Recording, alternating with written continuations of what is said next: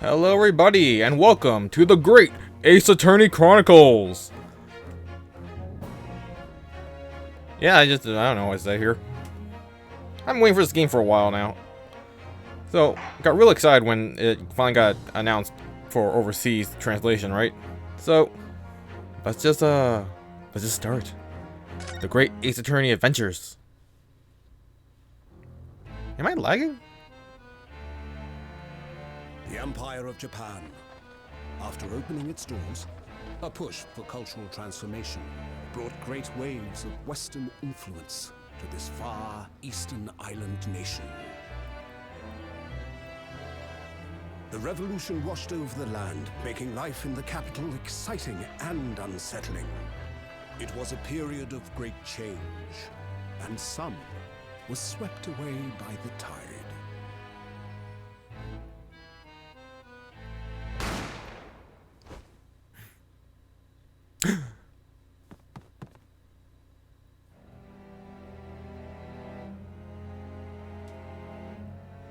But for one man, the turbulence of that era was just the beginning of an extraordinary story.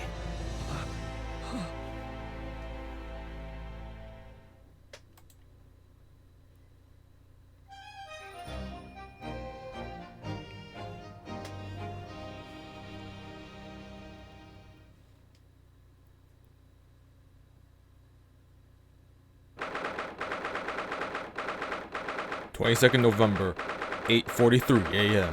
Supreme Court of Judicature? Defendant's Antechamber 5. I still can't believe it. I still can't believe this is happening. How can it be that just beyond the doors to this quiet little chamber is the highest court in Japan, waiting to decide my fate?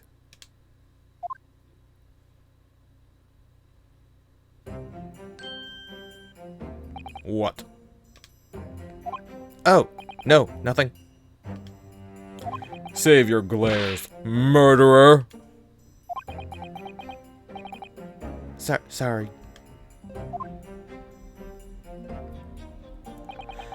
My name is Ryunosuke Naruhodo.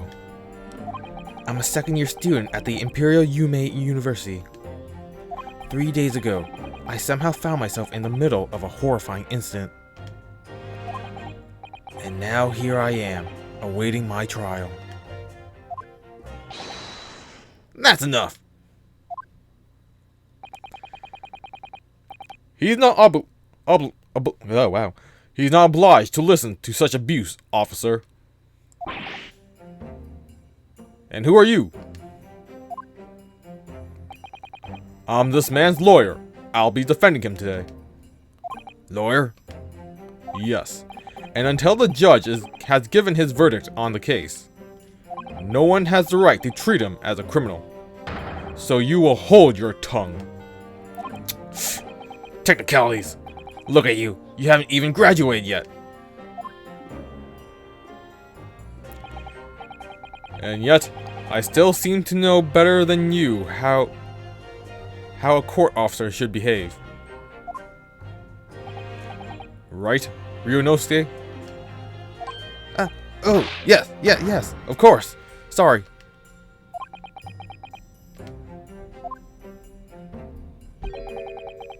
What are you apologizing to me for? Oh, I suppose that wasn't my fault.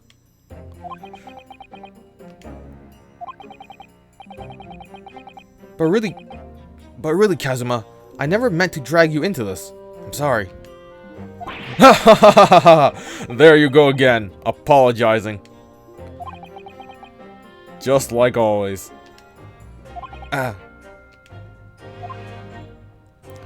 Though I must say, you've been all over the newspapers these past few days. Yume University professor murdered in cold blood by student. But obviously, you didn't actually do it, did you? Of course not! You have to believe me! I didn't do it! I could never murder someone. then there's nothing to worry about. Straighten yourself up. Hold your head up. Hold your head high. You mean? I believe in you. I know you're innocent, Ryunosuke. Kazuma Asogi, my best friend, also in his second year at Yume University. But he's far more clever than I. A star student, in fact.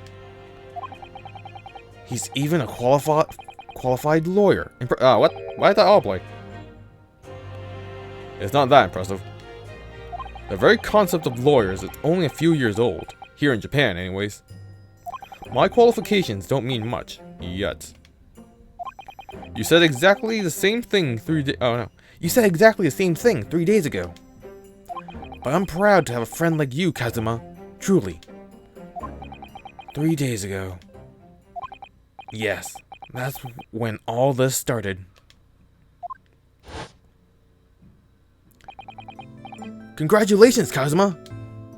It looks like you're going to get to study abroad at last. I know. I've been forever dreaming of this day. Finally, those government elites have acknowledged my academic achievements and successes in court. So you'll be representing Japan as you immerse yourself in the most sophisticated legal system in the world. I'm really happy for you, and proud as your friend. There's not a soul in the university who doesn't know Kazuma's name. He's a living legend. It's like there's some mysterious aura billowing around his temple. I want to bring about change in our own legal system. That's why I have to cross the ocean, to see the real thing with my own eyes. The heart of the British Empire. I wish I could see it too. Then come with me. We'd have a wild time tearing up the streets of Her Majesty's city of London together. Why is my encoding messing up? That's weird. No settings have changed. Why am I freezing? I'm studying a lot. Don't know why I'm lagging so much. Something's loading in my background. What the hell?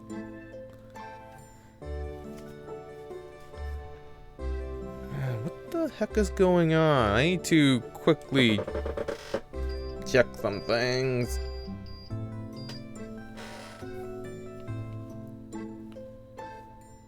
Something is like going berserk. I don't know what.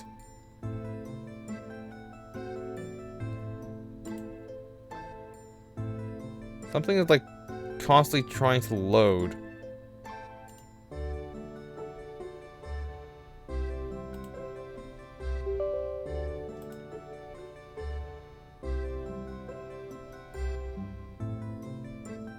Man, that Windows update really screwed things up in my first account. I don't know what's going on. And I can't close Malwarebytes. Okay, that's concerning. Oh. Okay, that wasn't it. What is trying to load?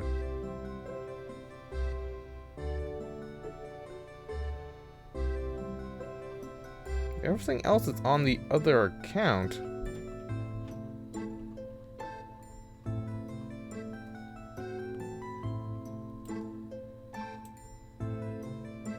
What the heck is going on?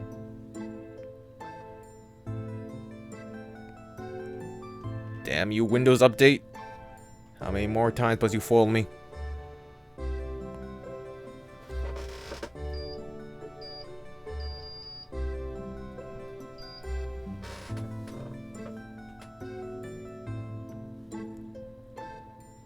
If only it were that simple. Oh dear, look at the time. I'd better be going. Alright, I'll see you later. I think I'll stay and enjoy this place a while longer. Good idea. After all, it's not every day you get to visit a high-class Western restaurant like this. See you in English class tomorrow. Then, partner.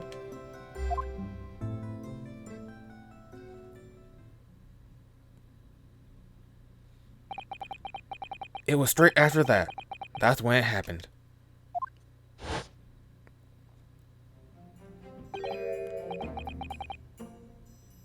Asogi, may I have a word?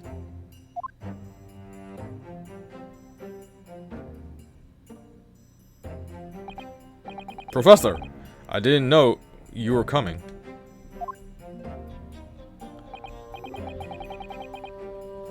Well, this case has personal significance to me. But never mind that for now. Asogi, you should go immediately to the judge's chambers. To His Excellency's chambers? Why? He was looking for you before. You advocating for the defense in this trial was a sudden decision. It seems there may be some confusion about procedures today as a result. Who is this man? I feel as though I've seen him at the university before. I see. I'll go at once then. I shall accompany you. Alright then, Ryunosuke. I'll see you in the courtroom. Yes. Thanks, Kazuma.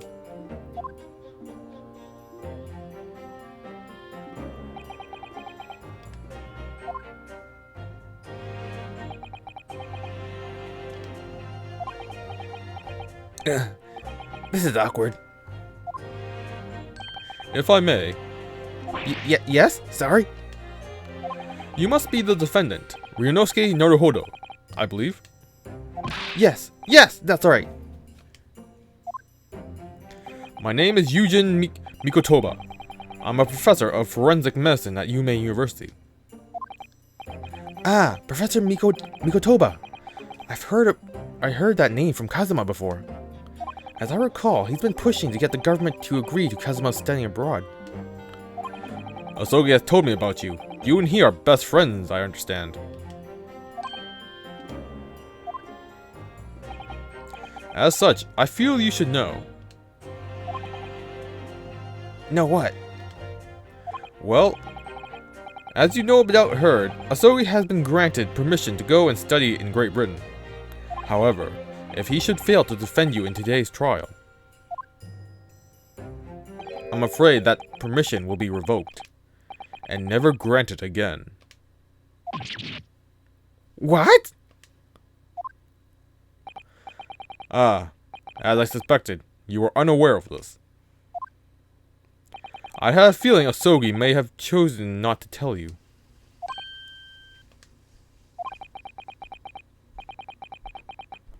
He's agreed to defend me knowing that if he fails, his dreams will be shattered?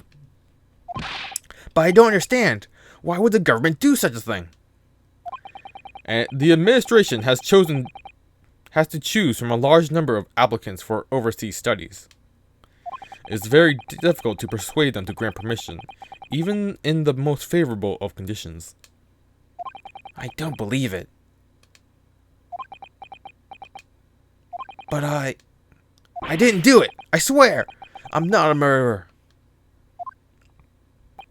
I'm sure that's true. Nevertheless, I can assure you that proving your innocence will be no easy task.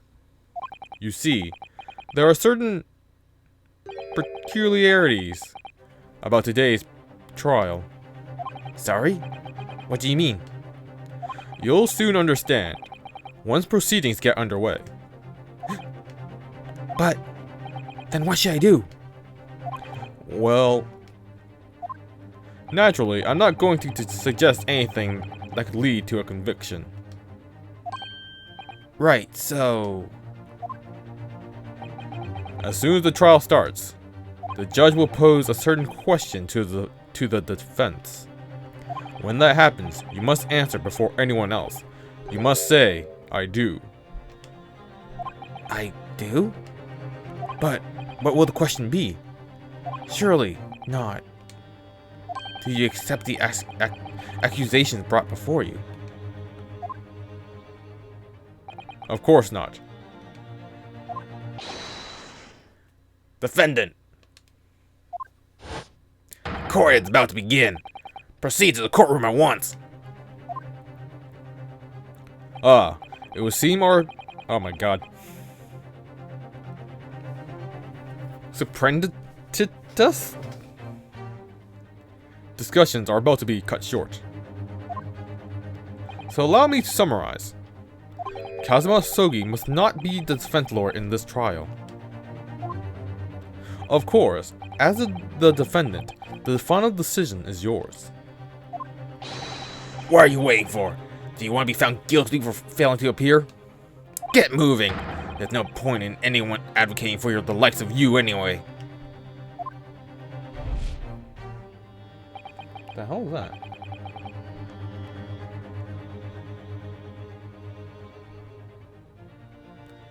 This is it. If this trial goes badly, Kazuma's dream of studying abroad are over. And what's more, I'll be found guilty of murder. And so, with absolutely no idea of what lay ahead, I embarked on that unforgettable trial. My one and only chance of proving my innocence, the trial that would decide my destiny.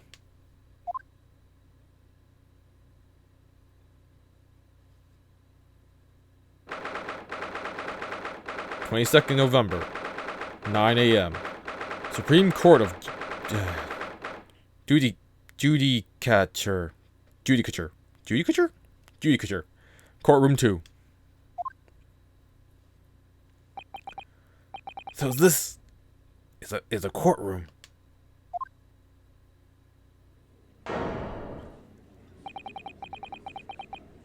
The Supreme Court of Judicature. No court in the land has more power. I don't much like the look of those people sitting in the public gallery. Lots of military and other uniforms in there. The powers that be have demanded that this be a secret trial. A secret trial? A trial that's closed to ordinary members of the public. Only military and government officials may attend. What? But why? It will become clear in time, but for now, you need to concentrate, Ryunosuke. It's about to begin.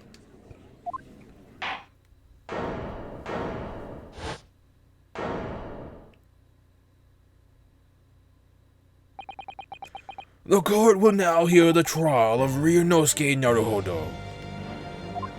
The prosecution is ready, Your Excellency.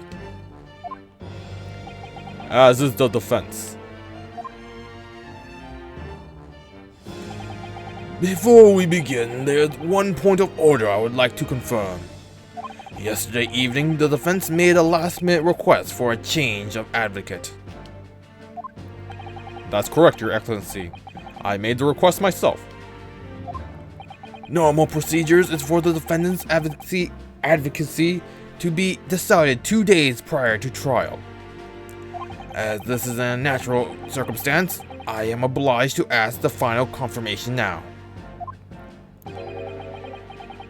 Who advocates for the defendant in this trial? This is it. This must be the question. Who's going to defend me? That's the question the professor meant. But then, if I say I do, we'll be married.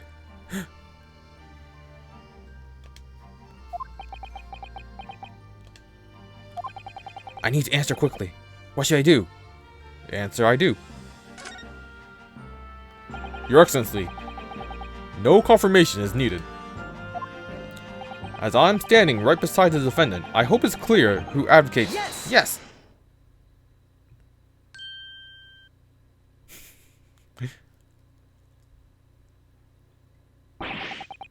What is the meaning of this unruly outburst? I would like to inform the court that I, Ryunosuke Naruhodo, will be defending myself.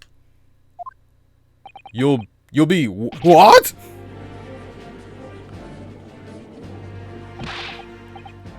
What are you playing at, Ryunosuke? Professor Mikotoba told me everything just now before the trial. He did what? He said that your dreams of studying abroad would be dashed if you were to lose. How sad. It means you don't have faith in me. You think I wouldn't be able to get you off. No! not that. Really, it's just... I remember last night. Well, on the off chance that things don't go well for me, I couldn't bear to be the reason that you... Yes. I knew that's how you feel, which is exactly why I decided not to tell you. Professor Mikotoba shouldn't have stuck his nose in. Very well. The court hereby recognizes the defense's desire to advocate for himself in today's trial. Well, well. Does the accused admit defeat already? Renouncing his own counsel, really? Objection! Make no mistake, counsel. This merely shows that the defendant's innocence is so apparent, he's confident he can speak for himself. Isn't that right, Naruhodo-san?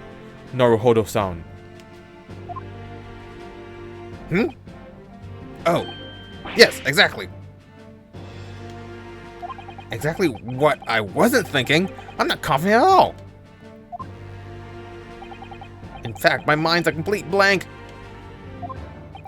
I realize you're in charge now, but still, try not to look so bewildered. Well, for a mere university student to be brought before the Supreme Court, you must have perpetrated a most heinous crime indeed. As you are no doubt aware, this is the Supreme Court of Judicature of Japan.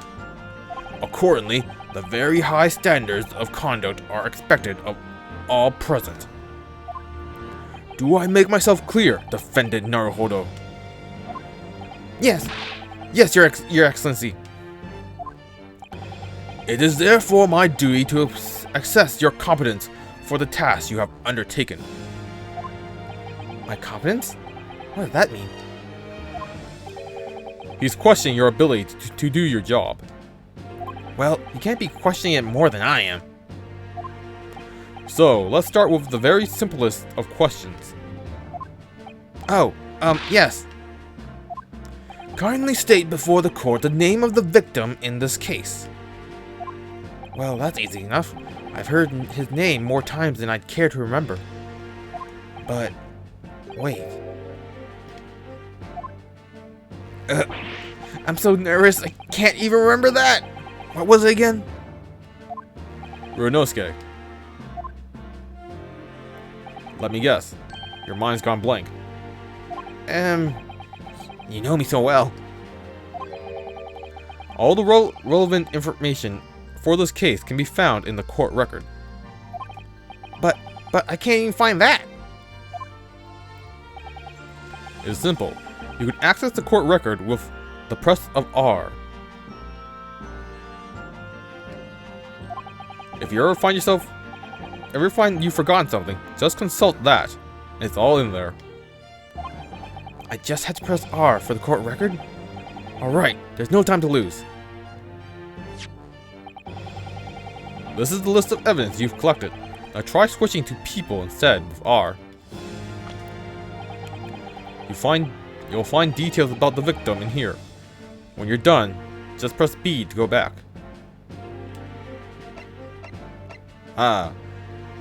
John H. Wilson, the victim of this case. He was visiting a professor of medicine at Yume University from the British Empire. So remember, everything you do in the current case can be found in the court record.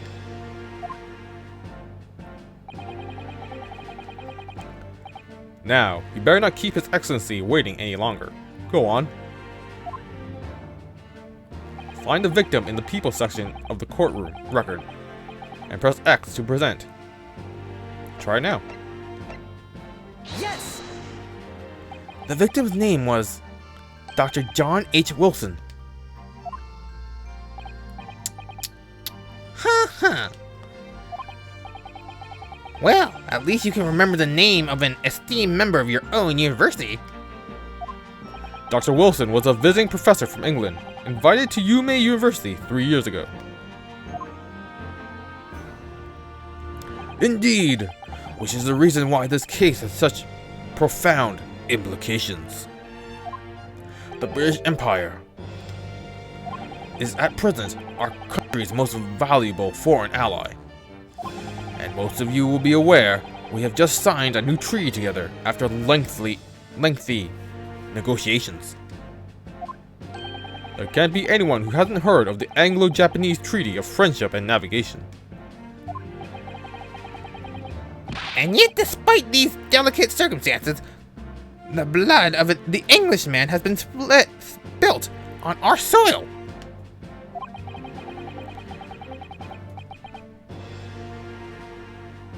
You two are both undergraduates at the Imperial University, are you not? Murdering a professor from the very institution that provides your education. Have you no honor? But I didn't do it. This case is coming under great scrutiny from our allies on the other side of the world. The court thereby wishes for a speedy resolution of this matter. In other words, our feeble government is scared of upsetting England's policymakers. And you're a convenient and expendable scapegoat to blame for this crime. So that's why this trial has these unusual peculiarities? Is it? Exactly. Our government needs to convict someone as quickly as possible. All because the victim was an Englishman. Yes, Dr. Wilson was an Englishman. But nationalities and trees won't make any difference for me here. The fact is, I was there at the scene of the crime.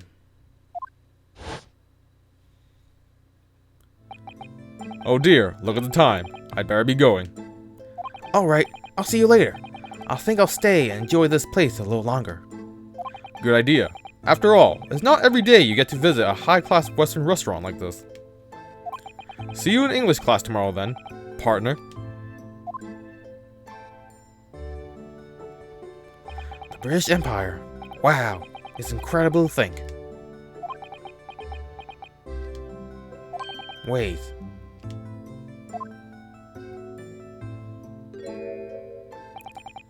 I've seen that man at university. I'm sure he's a visiting professor from Great Britain. I don't know his name, but still, I should go and say hello.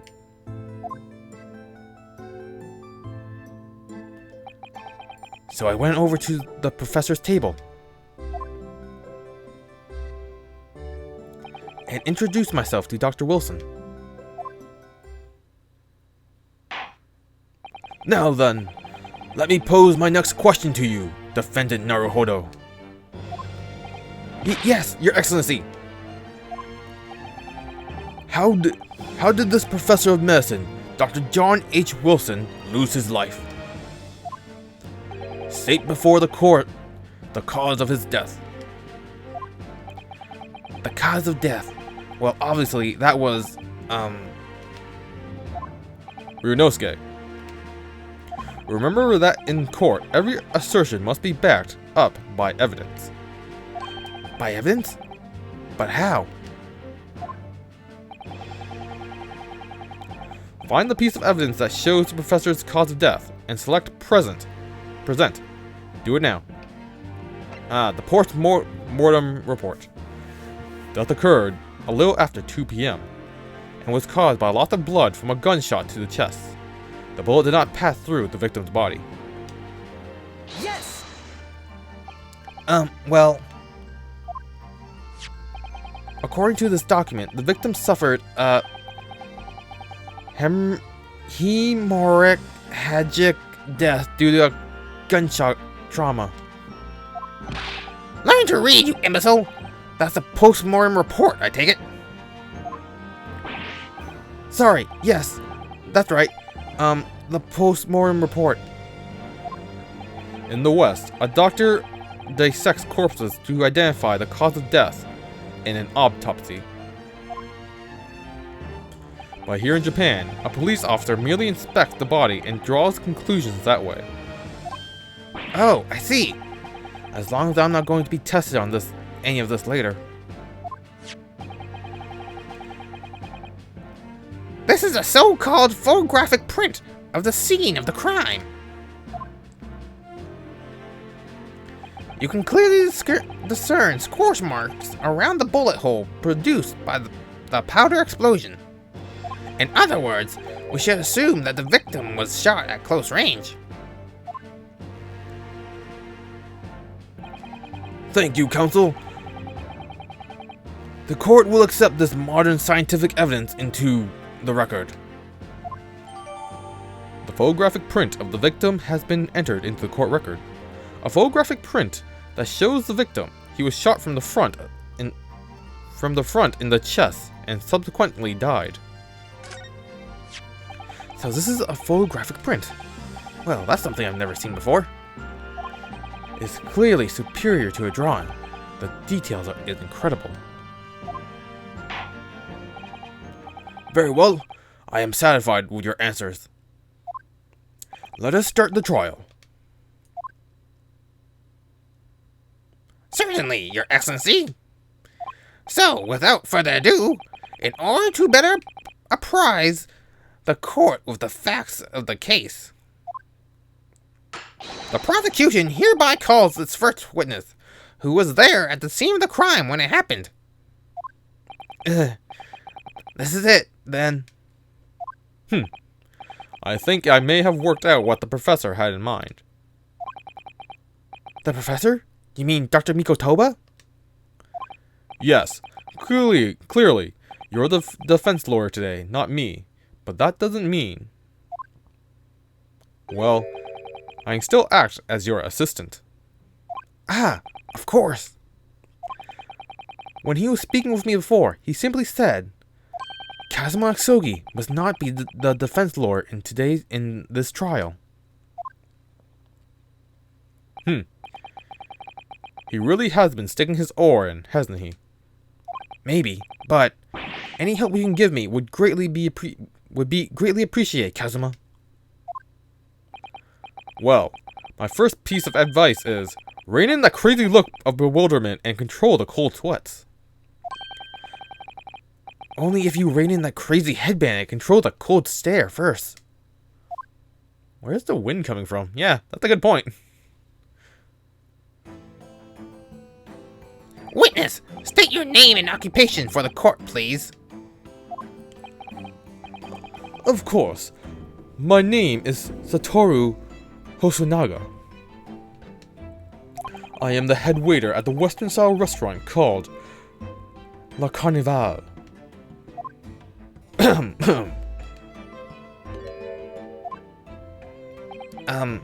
Are you alright? You seem to be coughing up,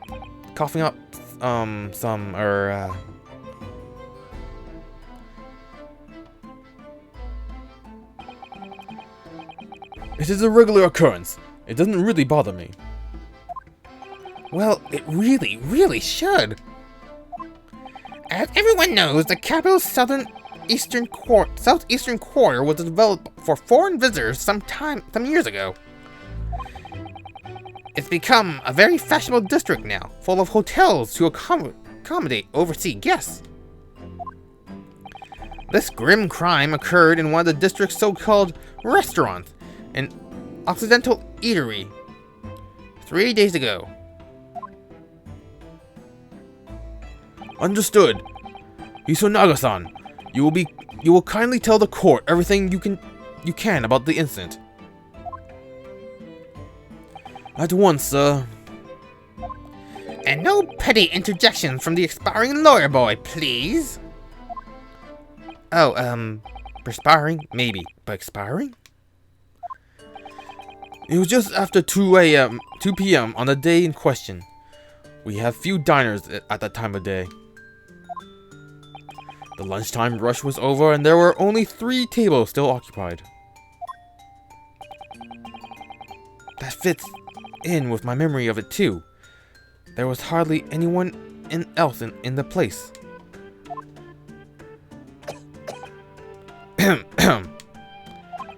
It was when I was in the kitchen putting away crockery and cutlery. A gunshot rang out, so I hurried to the dining area to see what had happened. I found the victim, an English gentleman, slumped in his chair. And standing immediately beside him, gun in hand, was the accused university student. Yes! Hold on! Let me just clarify something here. While I did pick up a gun I found laying on the floor beside the professor, I didn't shoot him. Objection! I believe I asked you to refrain from petty interjections. The court wishes to listen to the witness's report of what he saw, not you, amateur. But the next time you interrupt at inappropriate time, you will be penalized, Defendant Naruhodo. Don't worry, Ryunosuke. You'll have a chance to fight back. For now, you must quietly listen to the witness. If I may confirm one point, waiter. Standing beside the victim with a gun in his hand was the same man we see in court today.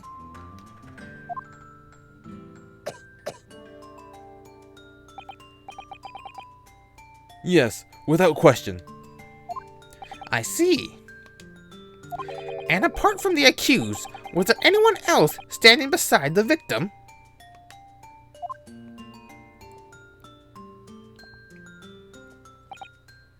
No. There was no one else around the table but the deceased Englishman and the university student. Huh? Wait, what did he just say? There was no one else around the table? What's the matter, Ryunosuke? That's just not right. When I went over to Dr. Wilson to say hello, there was a woman sitting opposite him at his table. Really? And that's not something that waiter could have missed.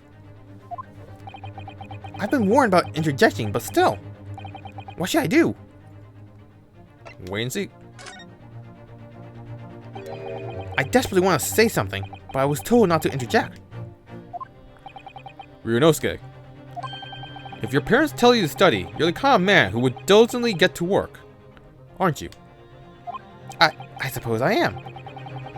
I'd never have gotten into university otherwise. But you can't just always follow the rules in life, you know. If you don't say what you want to say now, you'll seriously regret it when you're found guilty. Alright, you scared me. I won't forget that piece of evidence in a hurry. And there is something I want to say. I'm just going to shut my eyes and say it. Yes! Just a moment, please. Dr. Wilson wasn't alone that day. I'm sure of it. There was a lady sitting with him at the same table. Objection! Dear me, what are we going to do with you? With your blatant disregard for court proceedings, I'm beginning to wonder if you're not a fraud. A fraud of a defendant? What the hell are you talking about? Could it be that the accused, this mere student, is not a real lawyer after all? Yes? But I'm sure of what I saw. Hisunaga-san, is there any chance you're mistaken? Perhaps your memory of events is hazy. No. The deceased gentleman came to dine alone. I don't believe it.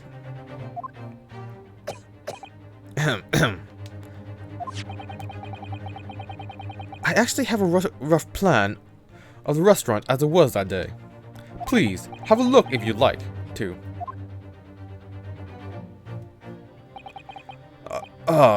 me see. Ah, a sketch of the establishment's layout. Drawn by yourself, I presume? That's right. I'm afraid I used the back of my business card. It was a turbulent situation. However, as you can see, the gentleman in question was seated alone. How would we see that? You put an X. Which I assume was for the victim. All the tables have 4 chairs. That's not very solid. Well, you're clearly a very conscientious waiter. Thank you, sir. The court would take this plan and add to the court record as evidence. Oh, well... Is there a problem? Hand the plan to the court officer at once. Of course. Here you are. What was that about? He's been completely calm and collected until now. Something certainly seems to have shaken him. The waiter's business card has been entered into the court record. Oops, forgot to read that. So, the court has now heard a precise of the case. A priestess? Is that what does that mean? I guess that means like an overview? Never heard that word before. A priestess of the case. Yes, at the moment of the gunshot was heard in the restaurant. The only person in close proximity to the victim was the defendant on today's trial. On trial today. Blech. It would seem that we are looking at a black and white case here. Defendant Naruhodo. Yes, Your Excellency? If you admit your guilt at this stage, the court is willing to look mercifully upon you. In other words, you may have some small reprieve in terms of your inevitable punishment. I called this waiter as an unsworn witness in order to explain the details of the court to the case. The court. But I must warn the defense, if you are determined to pursue matters further in this trial, the prosecution has decisive evidence from sworn witnesses who were present at the scene of the crime.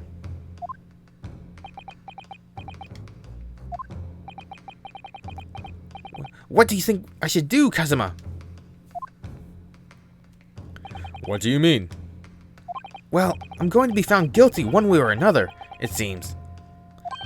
Wouldn't it be sensible to plead guilty at this stage and hope for a more lenient sentence?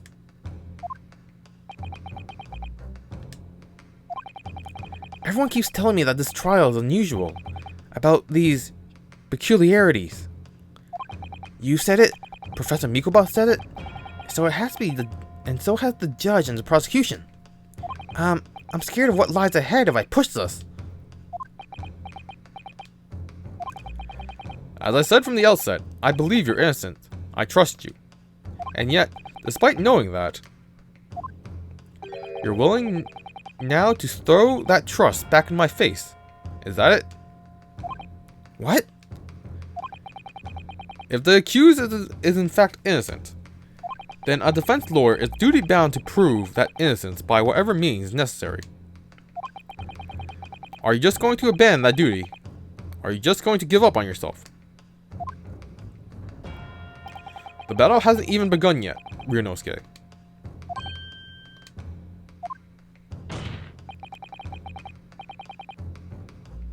The defense pleads not guilty, Your Excellency. We invite the prosecution to stop making empty threats and bring out its witnesses. Then we'll see how decisive this evidence really is.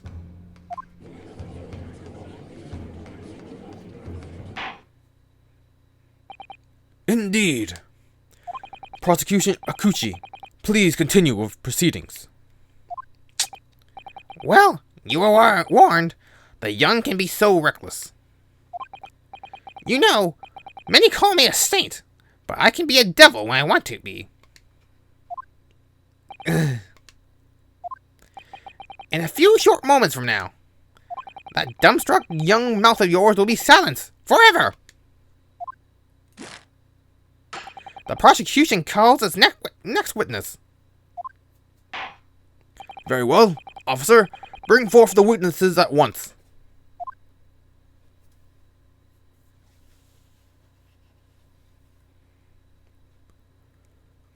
Witnesses, kindly state your names and occupations for the court.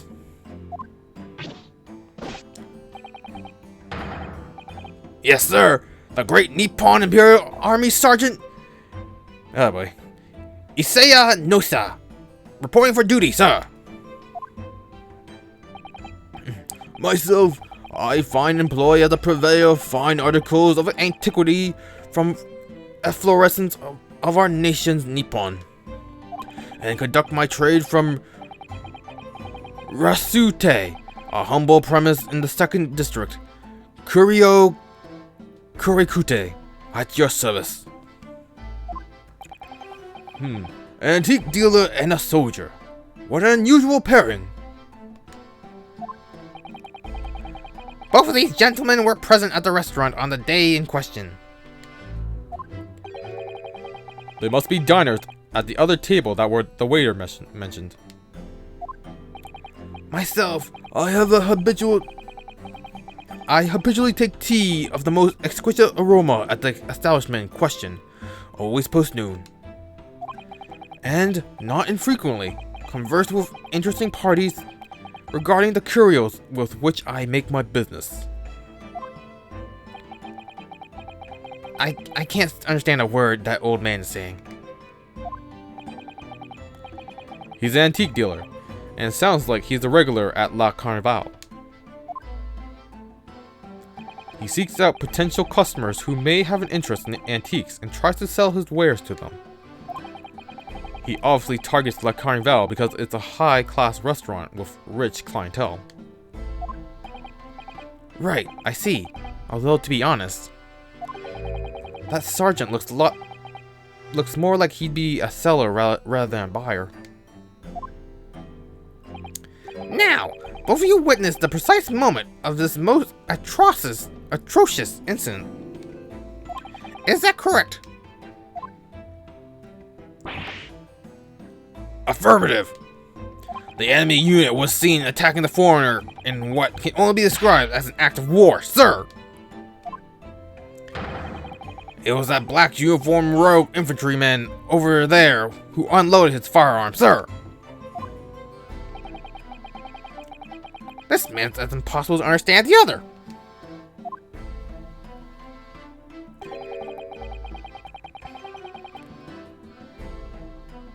But I'm almost sure that I heard a strange noise during the last thing he said. So, this is the decisive evidence the prosecution was threatening. The soldier is claiming that he actually saw the precise moment you shot the victim dead. Yes. Well, are you starting to feel uncomfortable? If I'm honest, I was feeling uncomfortable from the start. Now, the court will hear your formal testimony, please. You will state everything you saw at the precise moment that the incident occurred.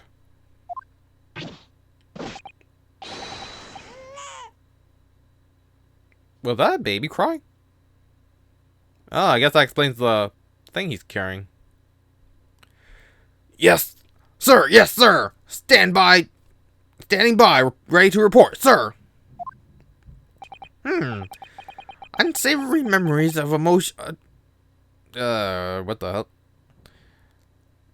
Acerbic afternoon.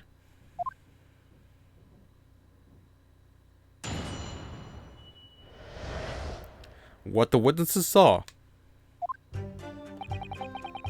I was ingesting a regulation beefsteak at the restaurant, while having a tactical discussion with the old man.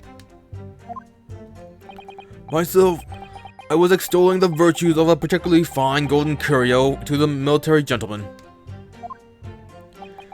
At the precise moment, a firearm was discharged. I observed the enemy's actions with my own eyes. The black uniformed varsity cadet fired on the English civilian. And from the back, the cowardly little weasel. I was on my hands and knees, investigating the whereabouts of my mysteriously absconded precious curio. That's, Well, so you, Sergeant Nosa, actually witnessed the vital moment. You saw the split second when the defendant fired the weapon at the victim. Yes, sir. Affirmative, sir. What? He pulls out a knife? That wicked university cadet, sir. The cruel and unforgivable enemy. What times we live in, when an English gentleman may be assailed in broad light of day. But this is ridiculous. I didn't shoot anyone. Is that really true, Ryunosuke? They're kind of convincing me. Yes, all I did was pick up the gun I saw lying on the floor. After I said hello to Dr. Wilson, I went back to my table and sat drinking some coffee. Then, when I finished, I got up from my seat to leave the restaurant, when I noticed an English-made gun next to the chair where the professor was sitting.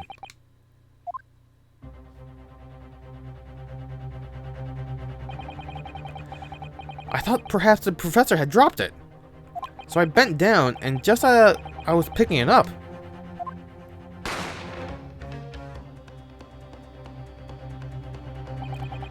well, if that's the truth, there was obviously a criminal on the scene somewhere.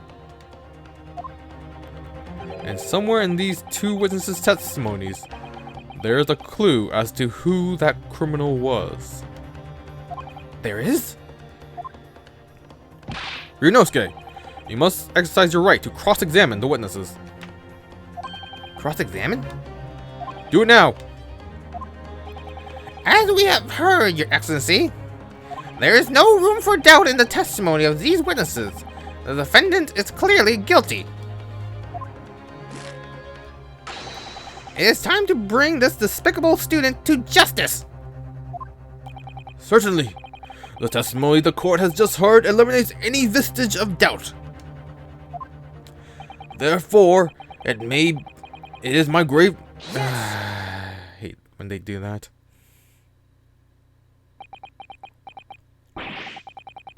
What in the name of the Emperor is the meaning of this outburst? I mean, the defense demands its right to a cross-examination.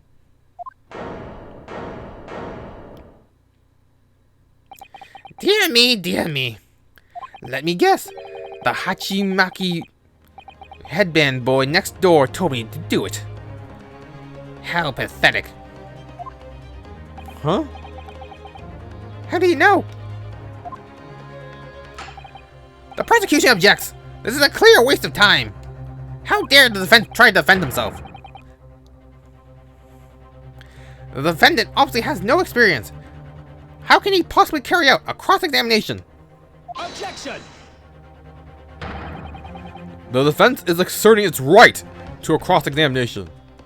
Whether or not you think he's capable of it is irrelevant. Kazuma's so commanding.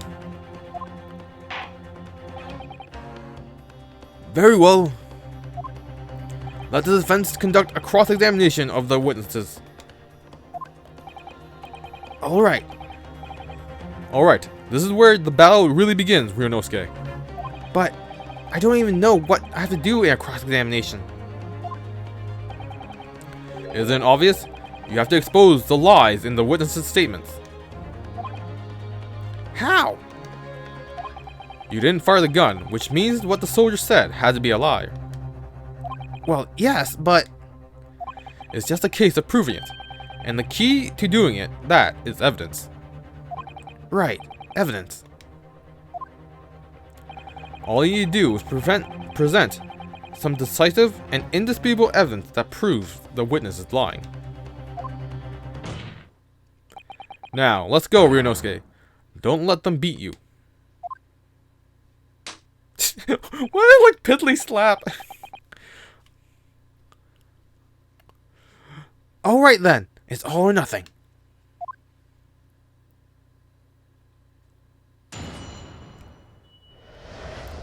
What the witnesses saw. Oh, we're back to the point system. Instead of the bars. I was ingesting a regulation beefsteak at the restaurant while having a tactical discussion with the old man. Myself, I was extolling the virtues of a particularly fine golden curio to the military gentleman. At the precise moment, a firearm was discharged. I observed the enemy's actions with my own eyes. The black uniformed varsity cadet fired on the Englishman, English civilian, and from the back. The cowardly little weasel. Okay, let's present. Yes! That's press. So this black uniformed university cadet, you're saying that was... Arg! I've heard just about enough of your sauce, cadet. Who else do you see around here in a black uniform, Well, there's someone standing right next to me who fits that description as well, but... It was you, you little weasel. You unloaded the firearm on that man. From behind his back. And you call yourself a citizen of the great empire of Nippon?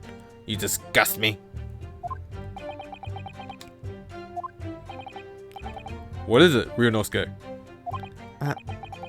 I'm not quite sure. It's something that the sergeant just said, but I can't put my finger on it. Something's playing on my mind. In that case, check back over details of the evidence you've gathered in the court record. If you find an inconsistency there with what the witness just said, then don't hold back. Present the evidence to the court. Thrust it in the witness's face and make him choke on it.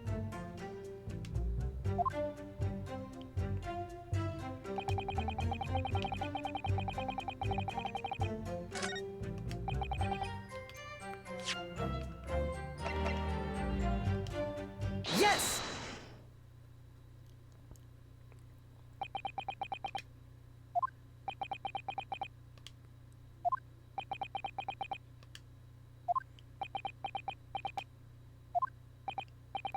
What? Where are you playing at, cadet? What is the meaning of this subordination? Thrusting some photographic print in my mustache? Inconsistency, sir. I mean, yes! There's a clear inconsistency here.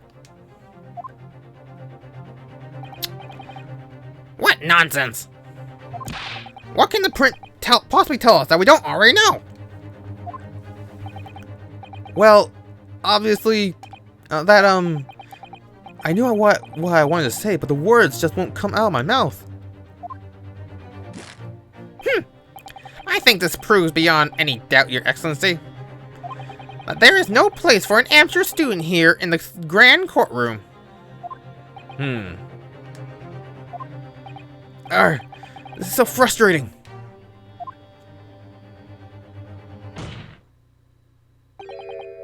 Oh, please. Surely this doesn't require an explanation. It couldn't possibly be more plain. To spell it out would be an insult to the court. Kazuma, what? What are you talking about? It's apparent from a single glance at this photographic print presented by the defense that there is a clear discrepancy here with the sergeant's statement. What? Sergeant Nosa.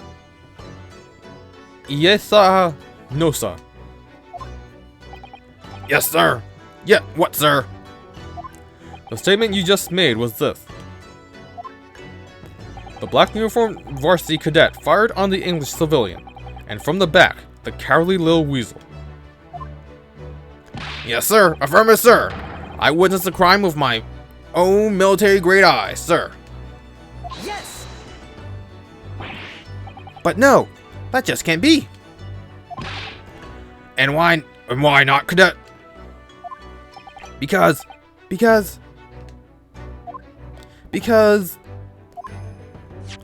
Take a closer look at the print. The victim, Dr. Wilson, died from a bullet wound to the chest.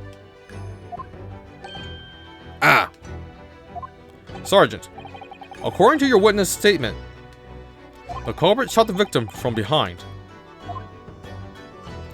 And that is the obvious discrepancy here. Well, how do you explain it?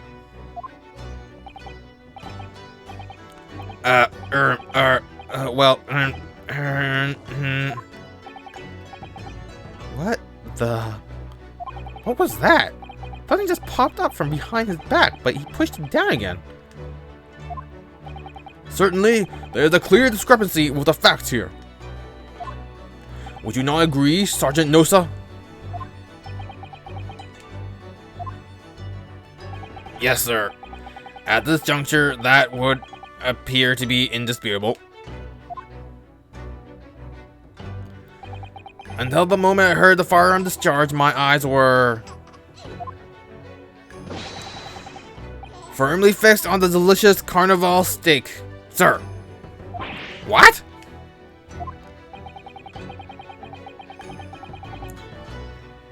The last testimony the court heard has proven one thing beyond all reasonable doubt. This witness, Sergeant Iesa Nosa, did not see the defendant firing a gun at all. That's absurd. I think the conclusion we must draw is simple. There is no place for an amateur prosecutor here in this grand courtroom. Kag!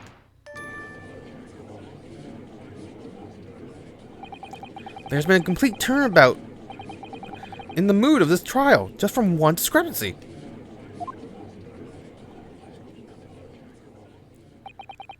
So this is what being an ace attorney is all about. But I definitely saw him. That university cadet there. He was pointing the firearm directly at the victim's back. Yes! But I never fired the gun. All I did was pick it up off the floor.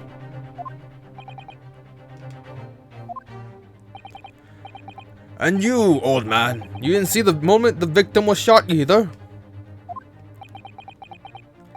Myself, I have already been quite clear. A gunshot interests me not. I was far too busy on the floor. Too busy on the floor? Sorry, what were you doing? Hunting for treasure. Treasure?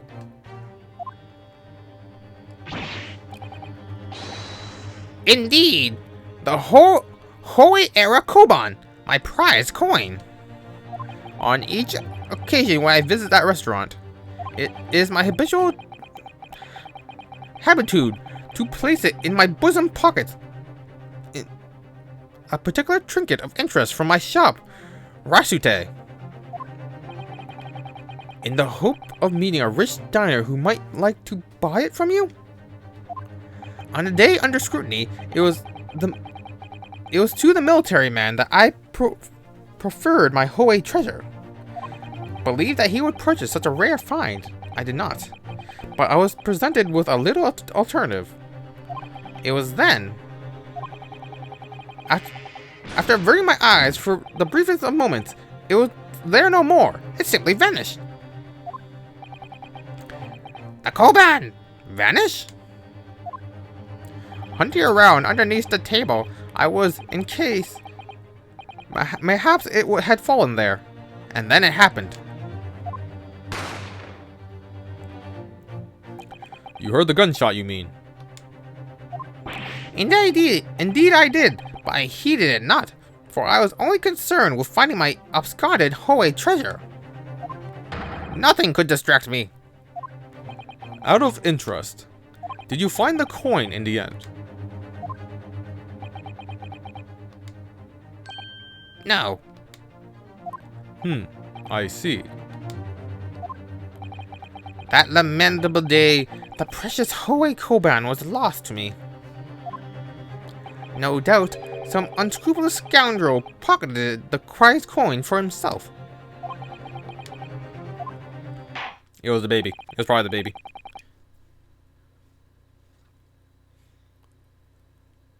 As I'm sure everyone present is aware, this case demands a swift and decisive resolution. Our government has promised to send a full report to Great Britain by telegraph this very afternoon.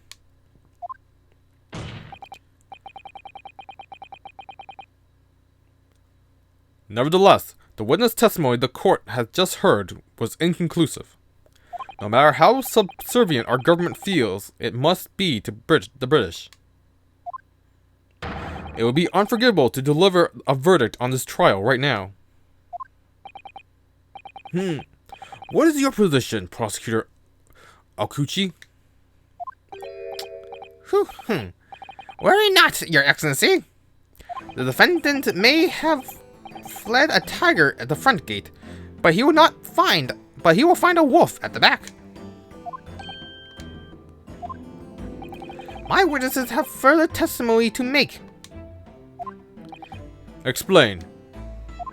Upon hearing their next statements, it will become abundantly clear. Oh, what? I didn't press anything. That's concerning. But there is only one person who could possibly have committed this despicable crime. The equally despicable defendant, Ryunosuke Naruhodo. What? He really seems to have a despicable opinion of you, doesn't he? Arg.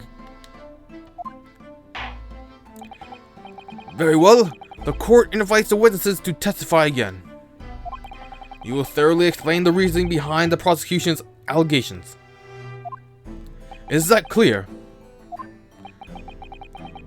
As clear as Kiriko glass, Your Excellency. Yes, sir. At once, sir. Awaiting signal to testify, sir.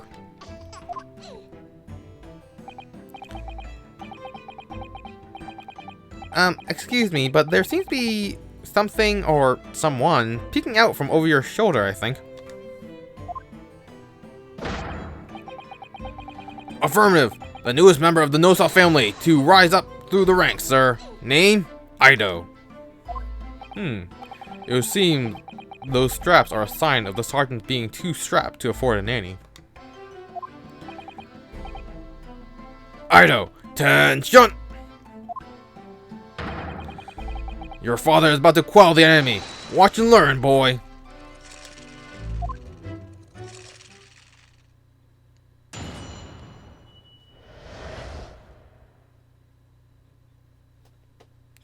The true culprit. Even if what I saw wasn't the precise moment the firearm was discharged, it's almost the same thing. Yes, pointing his gun at the foreign man, he was that young lad in black. That much I did see. I myself did see. Furthermore, a visual search of the premise at the time confirmed that we were the only personnel present. Indeed, alone he was, the Englishman, dining all by himself. Therefore, no one other than the black uniform cadet could have dispatched the Englishman. Over and out.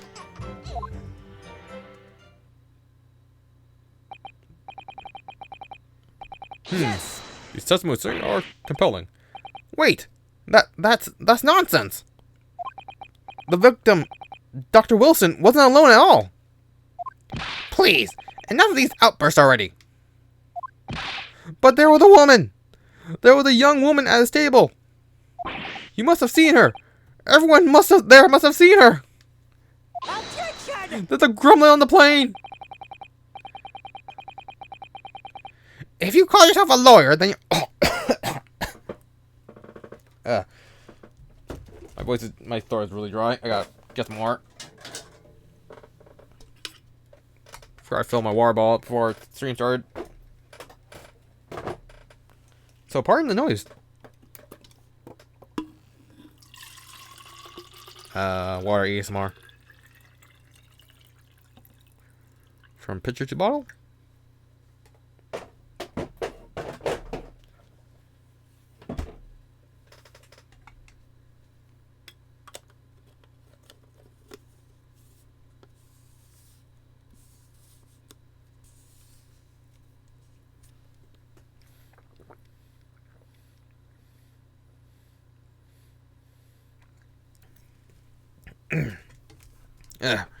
If you call yourself a lawyer, then you will respect the rules of the court and speak accordingly. We are not here to listen to your fantasies. It is evident beyond all reasonable doubt that the victim was alone at the time of the incident. The prosecution has photographic evidence of this fact. Is this a photographic print of the crime scene, counsel? Ah, man, I want a steak. Indeed, of the table at which the victim was dining, taken by an investigator merely after the incident. As can plainly be seen, there is only one place set. Certainly, based on the appearance of the print, it would be reasonable to conclude that the victim was not in the company of anyone else. This doesn't make any sense. The court will add this new photographic evidence to the record. The photograph print of the crime scene has been entered into the court record. A bottle of carbonated water and a steak lunch can be seen at the victim's table. I don't understand. What's going on here?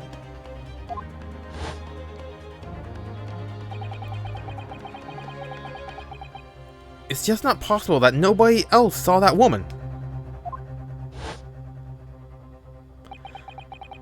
The waiter before us said the same thing. He maintains that Dr. Wilson came to the restaurant alone as well. But that's not true. I saw her. I swear I thought a woman with him.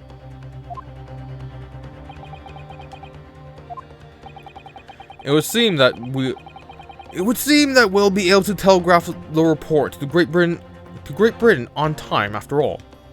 The witness testimonies we have just heard leaves no further room for doubt. These are very sensitive political times, as we all know. The ink is still fresh on the treaty with Great Britain. To think that I, Takeshukuchi Akuchi, will have contributed to the amity of those two great empires is an honor.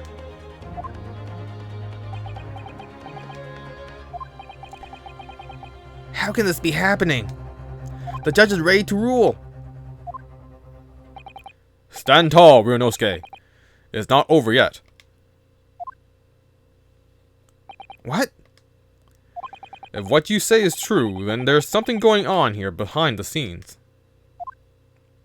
And now your chance to expose it, to draw out the truth in your cross-examination. I don't know, Kazuma. The defense is entitled to cross-examine the witnesses, but make it quick, understood? Rules can be so unbending at times. Ugh.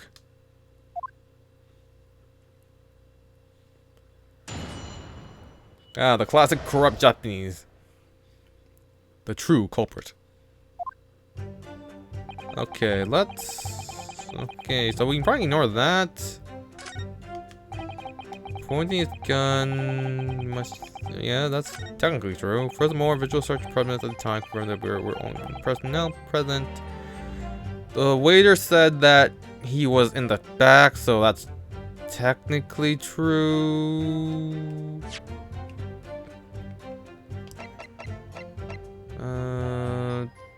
Victim was staying there.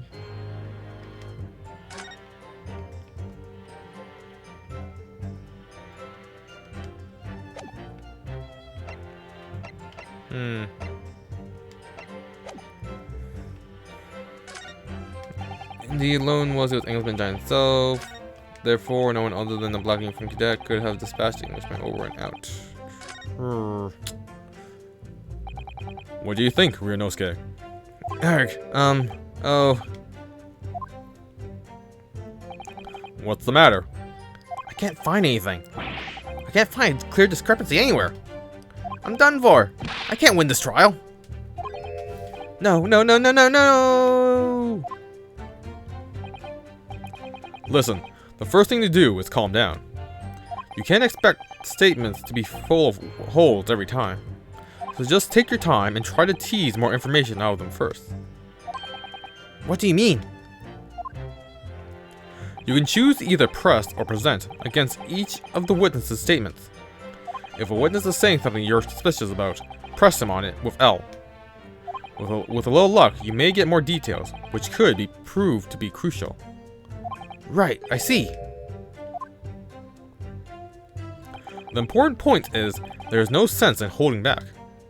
If anything even slightly jars with you, press the witness on it and press them hard. Alright, got it. I pressed them like blocks of tofu. The professor wasn't alone in the restaurant, I'm sure of it. And one way or another, this cross-examination is going to prove I'm right. It's time to press them for all they're worth. My fate depends on it.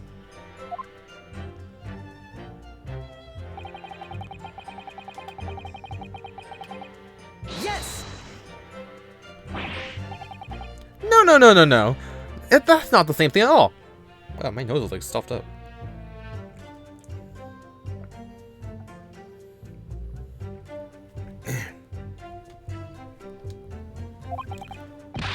For a start, I didn't fire that gun. We have a different opinion on that. The opinion of a uniformed officer versus that of a fledgling cadet. I don't think so. Consider this, defendant. Just a moment ago, I blinked. Did you? Did you see it? Did you see me blink? How could I? And yet, it is an undeniable fact that I did blink. So there you have it. Words are truth. No lies can be given here in this courtroom of honor. Have what? Tension! The sound of the firearm rang in my ears. The very next moment, I saw you waving the gun at the Englishman. I think that says it all, don't you? Yeah. Let us not forget the antique dealer witnessed the accused in the moment in this most incriminating position as well. Isn't that so, Korikuta-san?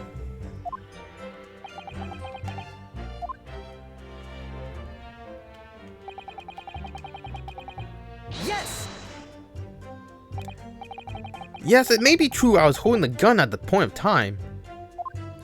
But I told you already, that's only because I picked it up off the floor. Well, obviously, as the culprit, that's the only way you could explain it away. I had just finished drinking my coffee and I was about to leave the restaurant when I noticed a gun on the floor at Dr. Wilson's feet, so I picked it up. And at that exact moment,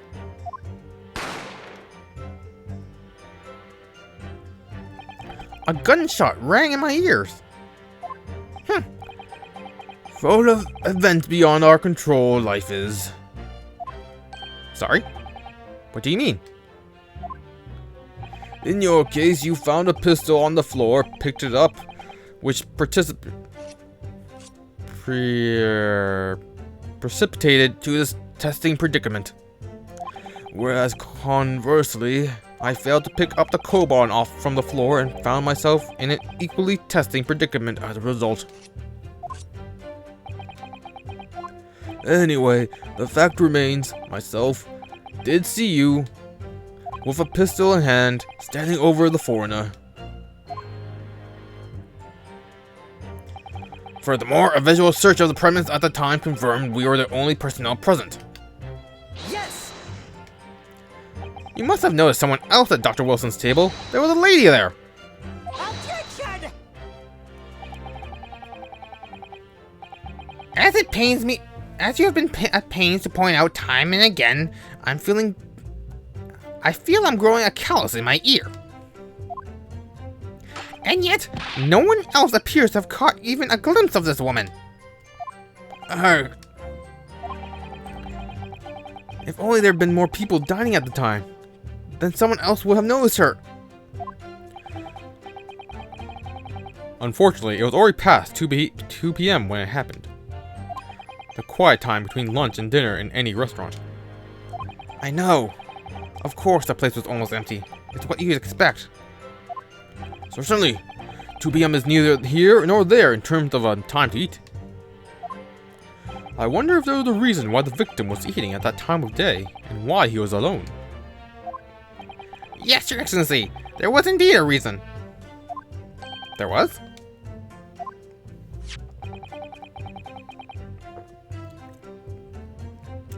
This was found in the victim's jacket pocket.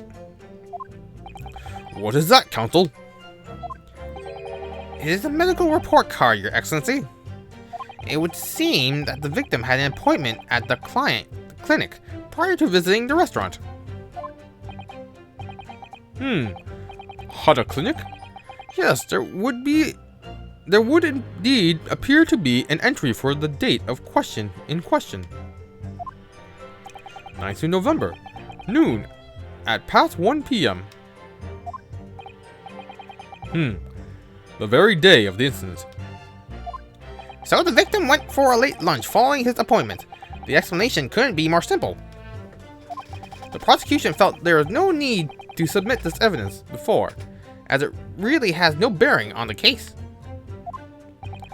I wonder, what do you think, Ryunosuke? Well, it's hard to see how it could be related, really. Remember, you can request for it to be entered to the court record as evidence if you think it could be useful. Should I ask Dr. Wilson's medical report card to be submitted to the evidence or not? Yes.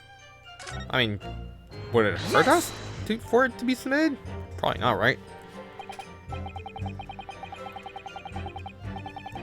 If I may, I'd like to ask for that medical report to be submitted to evidence, Your Excellency. On what grounds? The court has already heard conclusive witness testimony. Additional evidence would be extraneous. Not to mention that the witness's movements prior to his arrival to the restaurant are of no concern. Objection! Whether or not they are of concern is up to us to decide. We have the right to explore all possible avenues. I beg your pardon? You have no authority to refuse a perfectly valid request for the submission of evidence. Very well, the court will grant the defendant's request. Youngsters these days are forever asserting their rights. It's the most disturbing trend. Officer, kindly add the victim's medical report card to the court record. The victim's medical report card has been entered into the court record. A medical report card from Hata Clinic that was found in the victim's pocket. What we need right now is new clues. We have to explore things from every possible angle, even if they don't seem relevant at first. Right, I hear you. You can conspire to prolong this trial as much as you like, but it's the day after the festival already for you. That's a weird saying. Or perhaps you've forgotten that these witnesses' testimonies leave no room for doubt. Feel free to reiterate the accused, Korikuta-san. Indeed, alone he was, the Englishman, dining all by himself. Let's check out the medical report card here. Oh, I can't examine any further. Okay. Yes! So you actually saw that with your own eyes, did you? The victim, Dr. Wilson, dying alone? That I did. Forgive me for the position I placed you in.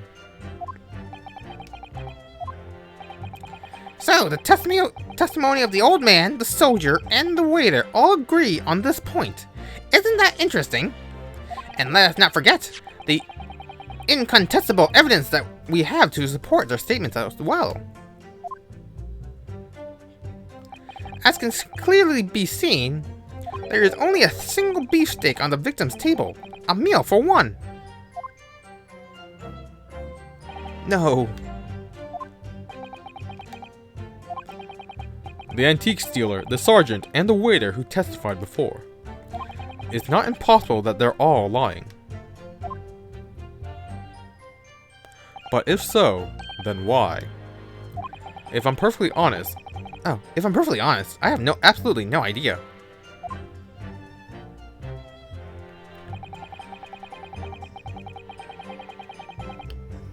Yes!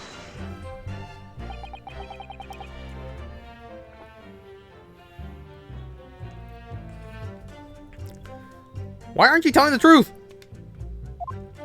What do you say, Cadet? I clearly remember.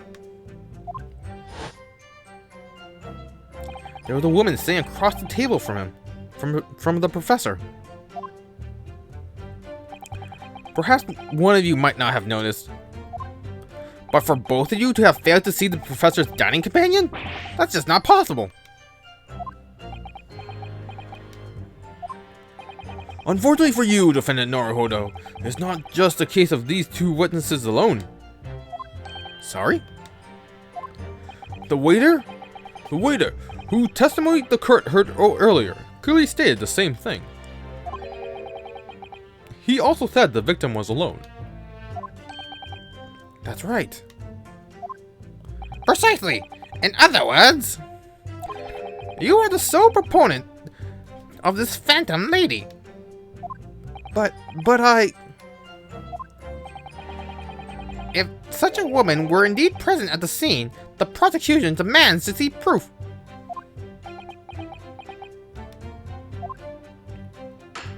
And if no such proof exists, the prosecution demands that no further mention of this phantom woman be made. It is a blatant waste of the court's time. There's nothing I can say to that.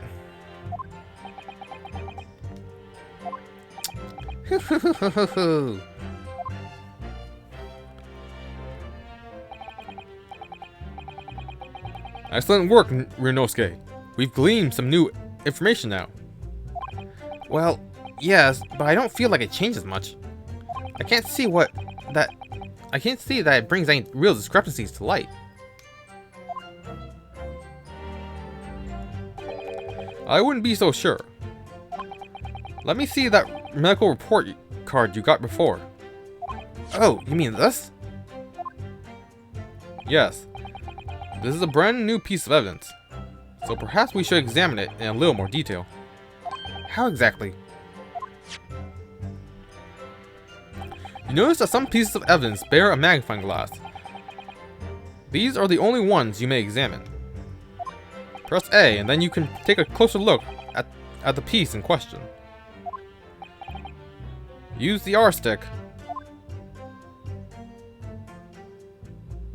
to rotate the evidence in all directions and examine it from all angles. By using L,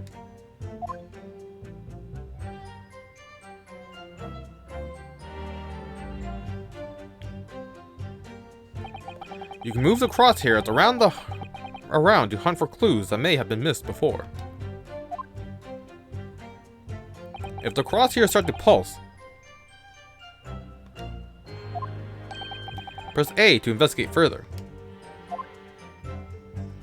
So, partner, I think you should take a closer look at this medical report card.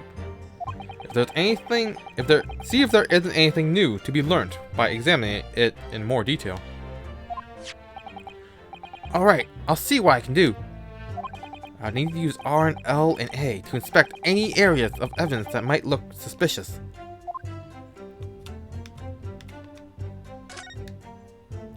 It says Hada Clinic on this medical report card.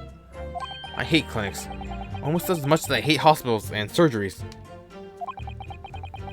Aren't they all the same?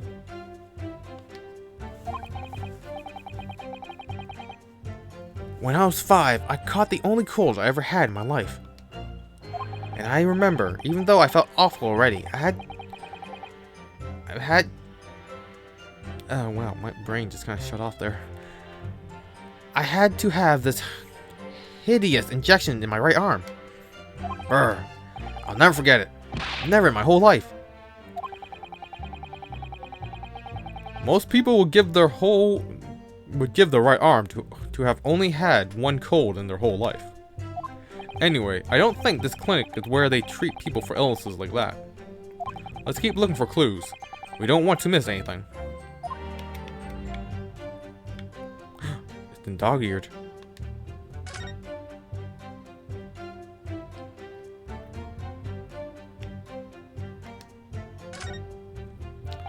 Let's have a look. There's some kind of medical history. Ah, there's an entry for the day the professor was killed. Extraction of molar with topical anesthesia. Extraction of molar? You mean he had a tooth taken out? It would seem so. Just before the incident, he had a bad tooth removed. Perhaps they used laughing gas. That's the most modern practice in the West for pain relief. Yes, I heard of this anesthesia. Actually, it's hard to believe that there's anything that can actually stop you feeling pain. Ah, there's a cautionary note from the medical practitioner as well. Strictly no food or drink besides water for 3 hours post-procedure until anesthetic effects have passed. Really? Sounds like information worth bearing in mind. The medical report information has been updated in the court record. A record of dental work. On the day of the murder, the victim had undergone dental treatment and had been prohibited from eating or drinking anything but water. With this new information, the meaning of that one particular statement totally changes. So, I think it's time we listen to the testimony again, don't you? Definitely. Nope, not that one. Not that one. Maybe that one. Oh, right.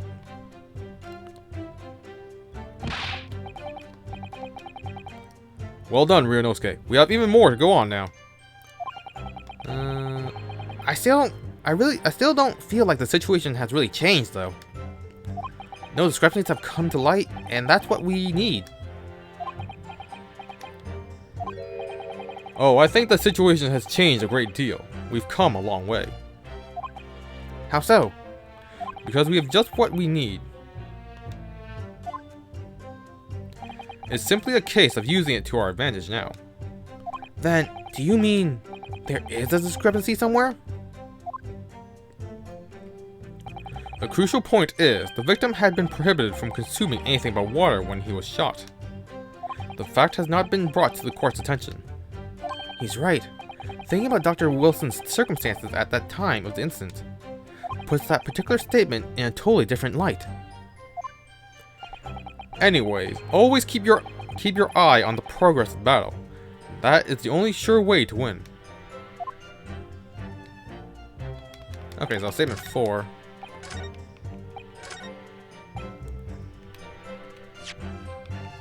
And for some reason my R button's not working now. Great. Yes!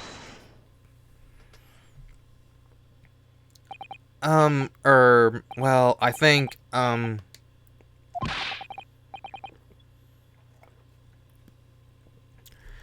About what are you wittering, lad? Do you call yourself a lawyer?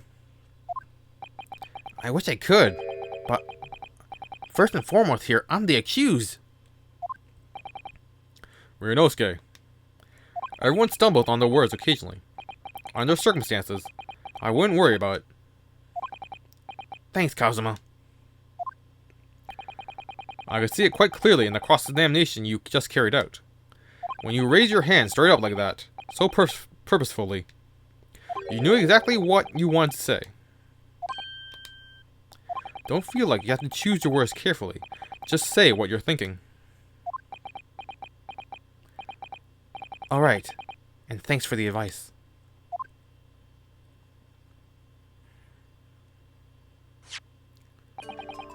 Korikuta-san! This medical... My nose keeps getting stuffed up, it's so annoying. Okay, gonna mute my...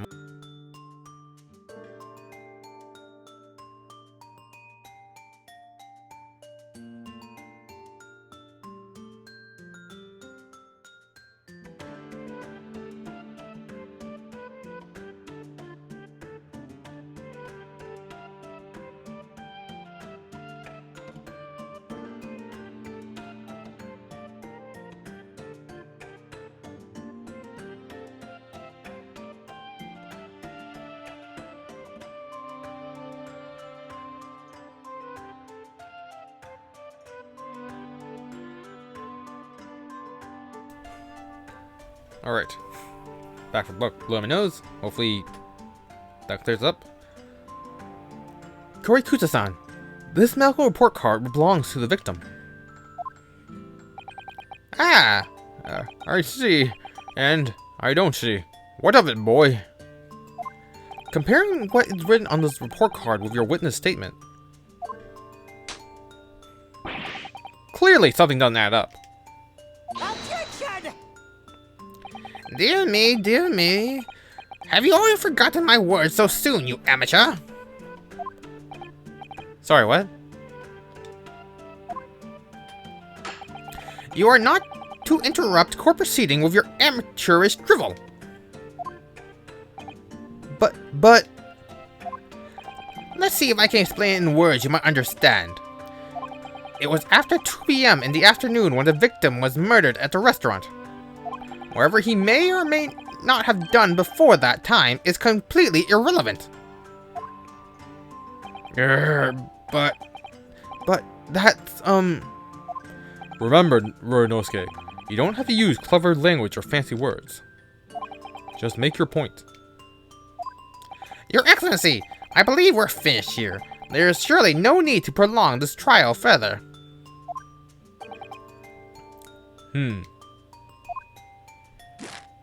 The witnesses' testimonies the court has heard have been clear and concise.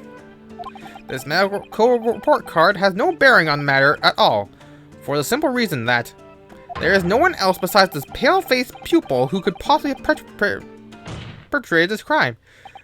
This medical report card has nothing to do with this case. And my nose stopped again. What the hell? This medical report card has nothing to do with this case? Do you really believe that? What? That outburst half petrified me, boy. Of course I believe it. How could it possibly be relevant? Perhaps because Hada Clinic, which issued this report card, is a dental clinic. A dental clinic? Is that supposed to mean something to me? Perhaps if I told you that the victim had just had a tooth extracted? What's this now? And furthermore, if I told you that as a result, the victim had been forbidden from eating.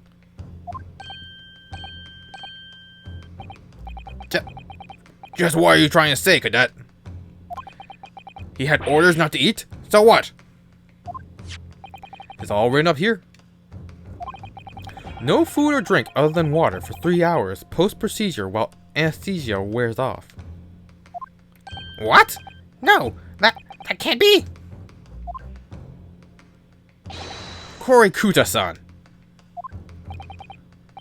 What, boy? What? As you just heard, when he was killed, sometime shortly after 2 p.m., the victim couldn't have been eating anything at all. No. Additionally, there's more. You have assured the court with unwavering self-confidence that the victim was dining alone. Confidence. But that cannot possibly be the case. Because the victim, as we now know, had just had one of his teeth extracted and was still experiencing the effects of anesthesia. Anesthetic. Expertly done, partner. Objection! What? What is this nonsense, you little upstart? These are baseless accusations. Look, just look at this photographic evidence. You can clearly see the plate of food at the victim's table. Objection! Use your head. That's the very discrepancy we're talking about. Or can't you follow the logic? How dare you! I think it's fair to say that the tables in this restaurant case have turned. Wouldn't you agree, Ryunosuke? Yes, most definitely. So, having just undergone some dental surgery, the victim was unable to eat. Which leaves one very crucial conundrum. Who, in fact, was eating the pictured beefsteak? The court will hear the opinion of the defense on this new puzzle. I presume you're ready, counsel? Counsel? Oh, that means me. That means me, doesn't it? Alright, the answer to this question is going to be pivotal. This is the start of you turning this trial around. Show them what you're made of. Got it. So, the person eating the steak at the victim's table must have been an as yet unknown third party. Obviously, it could only have been someone else who was sitting at the professor's table. Objection! You will not let this go, will you? There was no such person. Yes! There was, because I saw her. When the incident occurred, we know that the victim couldn't have been eating anything. Yet we have evidence of a half-eaten steak on his table. Therefore, the only logical conclusion here is that there was somebody else there eating it. We have strong evidence to support our assertions. It's clear that these witness testimonies are unreliable. If the court decides to push through a ruling at this stage, we will lodge a formal complaint with the Ministry of Justice and pursue a fair retrial relentlessly. Kazuma. Are you insane? You would take on the government? Don't worry, counsel. I have no issues with you. What do you mean? I have issues with them. Those two witnesses in the stand. What? What are you talking about? We have demonstrated with evidence that the victim was not alone. So, if it now turns out that the two of you deliberately lied when giving your testimonies, obviously you will be charged with perjury. Perjury? And, since this is a murder trial, you will also be deemed complicit in the killing. Complicit in murder? No!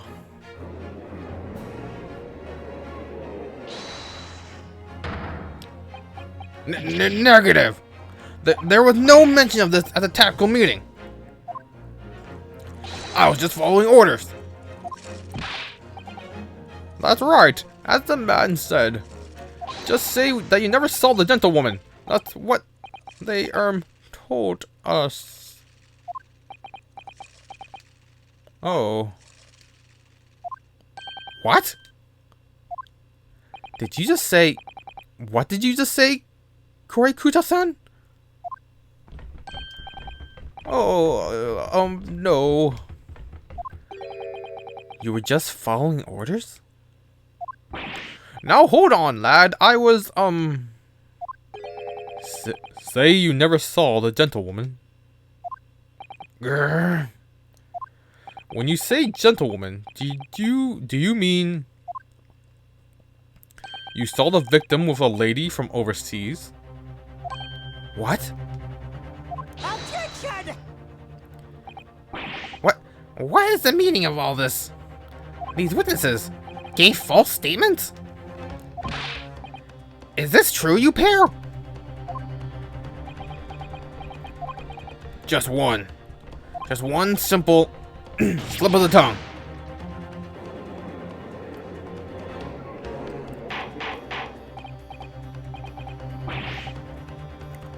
Order! Order! Council, explain what's going on here. It is painfully clear now. You tried to prevent these witnesses from telling the truth. Absolutely not. The prosecution knows nothing of this. Oh, back to weak. Then who is behind this? Who tried to keep your mouths shut? Well, That's classified. So you're prepared to be tried as a conspirator to this murder, are you? you wouldn't. This can't be happening. Ryunosuke, judging from the way they're reacting to this, I'd say they were sworn to silence by someone with considerable influence. However, I don't believe Akuchi had any idea about it. What are you saying? I mean, to wield that kind of influence, there's only a handful of possibilities. It could only have been the government, the military, or the police, I suppose. Well, have any ideas about who this might have been? Who might be behind this? If we can affirm who tried to silence these witnesses, we can continue our pursuit. So we need to name whoever it was that tried to make the witnesses keep their mouths shut. Of course, we'll need evidence before we make any firm accusations. Evidence that proves whoever really did wield his or her power here. But how? How could we possibly? Remember how we made progress before? Before? We examined this piece of evidence in more detail and found a new clue as a result. Oh, yes, that's right. Well, that's not the only piece of evidence we have, is it? We need to re-examine everything and make sure there's nothing we've missed. There's no time to lose. I want answers. If it's proven that these witnesses have been manipulated, I assure you the penalty will be severe. Please, wait! Your Excellency! I had no idea about any of this. I swear to every Shinto god. I knew nothing. And what does the defense have to say about this? Well, Your Excellency... no time to think. I'm just going to have to close my eyes and shout out the first name that comes to my head.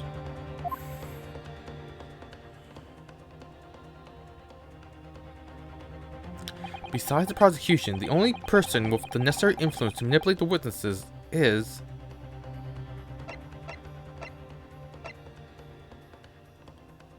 the head waiter, I guess. Yes! Well, that surely would be Satoru Hosonaga-san. Hosonaga-san? The waiter who took the stand earlier? Objection! Poppycock! What possible reason would the waiter have to make the witnesses give false testimony? Not to mention the fact that even the head waiter could not possibly have that level of influence. For once, I would agree with you. If that is, the man truly were a waiter. What? If he truly were? Come on, Ryosuke. Time to hit the court with the truth. The truth about Satoru Hosunaga's real identity, as proven by this evidence.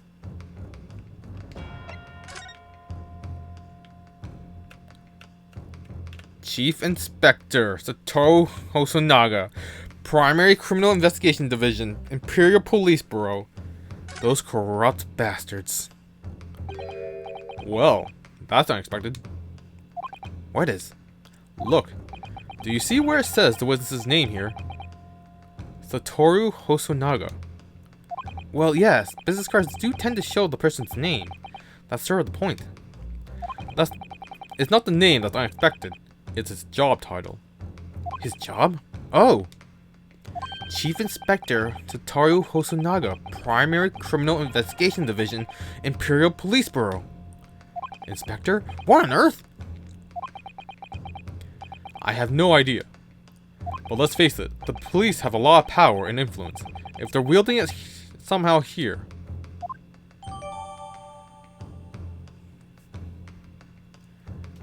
Alright, the waiter's business card information has been updated in the court record. A sketch of the restaurant's layout is on the back. On the front, it's stated that Hosonaga-san is a police inspector.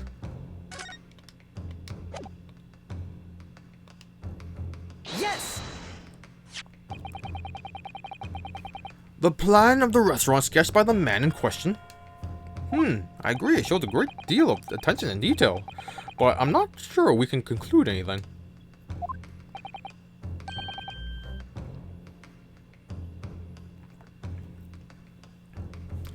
Sorry, Your Excellency. That's the back of the card. It's the back of the cards that's of interest. I beg your pardon? Or perhaps I should have said the front? Yes, it's the front of the back of the card. That's where the telling detail is.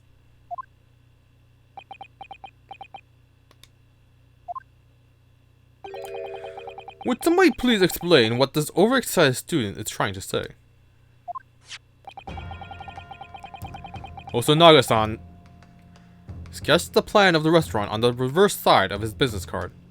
The front of that business card reveals the man in question's profession, his true profession. The waiter's profession, but that's surely... Goodness gracious! That's right, Your Excellency. The card reads, Chief Inspector, Primary Criminal Investigation Division, Imperial Police Bureau. What? The waiter is a police detective? I haven't heard a mention of this before. Why haven't I heard a mention of this before? You just gotta do a quick stretch. I'm like sitting on something weird and it's hurting me. Let's take it out.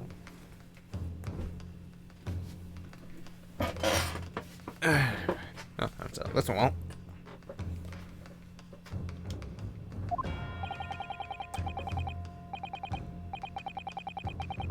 The Imperial Police Bureau has immense power. Absolute power, as far as regular civilians are concerned. So, witnesses there in the stand. Was it in fact the waiter who gave you your orders? Was it he who told you not to mention that you'd seen this foreign gentlewoman at the scene? Well...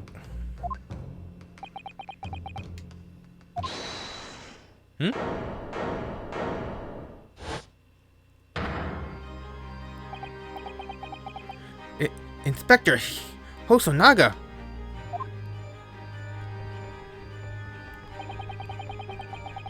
I was worried something like this may happen. The moment you asked me to submit my sketch as evidence, I realized it was a possibility. The court will now take this plan and add it to the court record as evidence. Oh, well... Is there a problem? Hand the plan to the court officer at once. Of course. Here you are. Yes, I remember now. He did act strangely when the judge asked him to hand over his business card. I strive to carry out all investigations flawlessly. It's my guiding principle. But I let myself be distracted when I made that sketch. It was an unusually careless mistake. So, you mean to say you really are a detective? But why would a detective be working as a restaurant waiter? Ah, of course, your salary must be terrible. I was working undercover. Undercover? Yes, there has been a series of incidents at the restaurant recently. In order to investigate, I decided to get a job there as a waiter, working undercover. Incidents at the restaurant? What kind of incidents?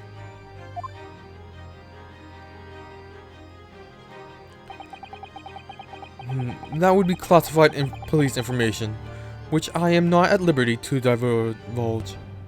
However, I can state categorically that they are unrelated to this case of homicide. Very well then, Inspector Hosonaga. But you will elaborate on one point for the court. Of course, Your Excellency. We have just heard new information from the two witnesses beside you. At the time of the shooting, there was in fact another person present at the victim's table.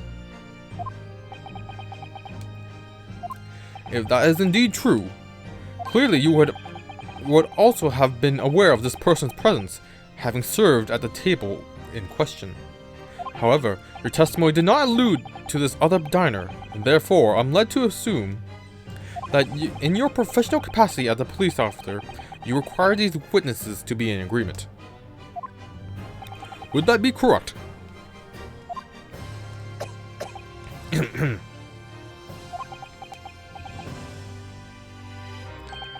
Correct, Your Excellency. Unbelievable. As I suspected.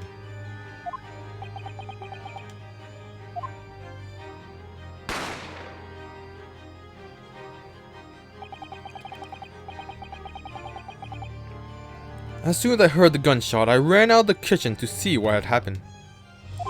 The victim sat slumped in his chair, and beside him, gun in hand, stood the accused student.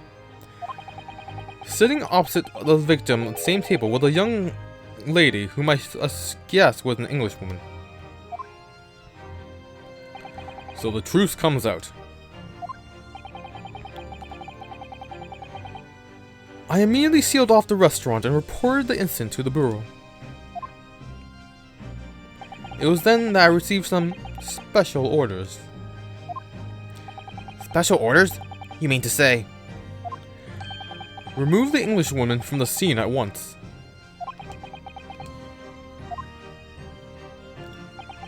It was made clear that the Englishwoman's presence at the restaurant was to be concealed.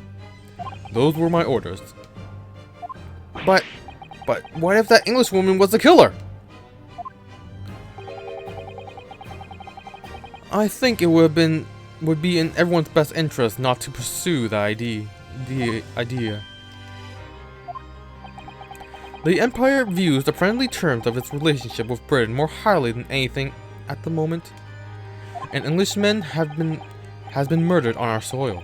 To name an Englishwoman as the primary suspect, well, without irrefutable evidence, that would be completely out of the question. So, that's the reason for the disappearance of the Phantom Woman in this case. But that's not right. Man, corruption runs deep.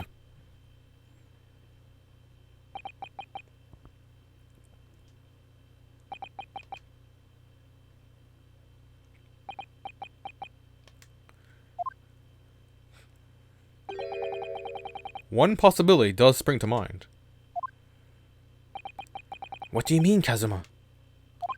Yume University is currently hosting a number of exchange students from Great Britain, and I'm fairly certain that one of them, studying in the medical faculty's research laboratory, is a young English woman. What? You're a shrewd man. I can see why you're the chosen candidate for overseas study tour. You mean... When I removed the woman from the scene of the crime, I thought it was prudent to check her identity first. Then the court demands that you name this lady in question at once, Inspector.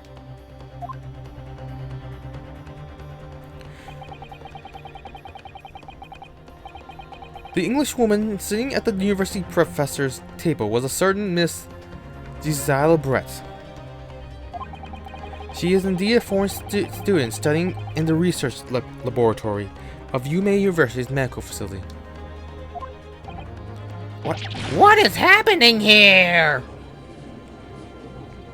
I admit that under orders from the police bureau, I erased all evidence of this lady's presence at the scene, and ordered these witnesses to make no mention of her in their testimonies.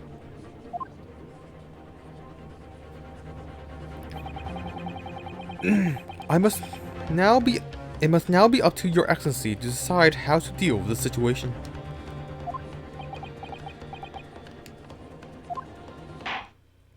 Very well. My thoughts on the matters are as follows. Thus far, the case presented to the court has been underpinned by the particularly critical premise. Namely, the victim was dying alone. However, as we now discovered that this premise is false, it would be a desecration of our justice system to ignore the truth and give a ruling at this point. Objection! But, Your Excellency, that would mean missing the noon deadline of a ruling in order to send the telegraph report to Great Britain. Our own government will surely be very displeased by our actions. Calm yourself, Counsel. I will not allow the government of our country or any other to influence the proceedings of my courtroom. Arr! Inspector Hosonaga. Yes, sir. You will locate this Giselle Brett and escort her to the courtroom with utmost urgency. At once, Your Excellency. But that means you'll be going against the special orders you were given from the police bureau. As I said before,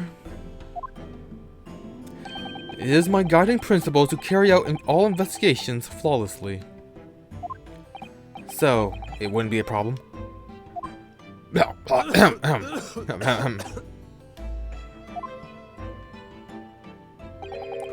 Nothing will get in my way.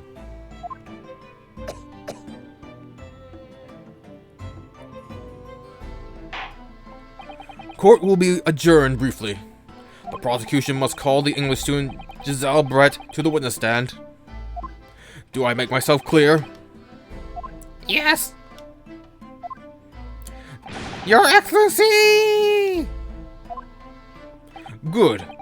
Then we will have a 30-minute recess before reconvening.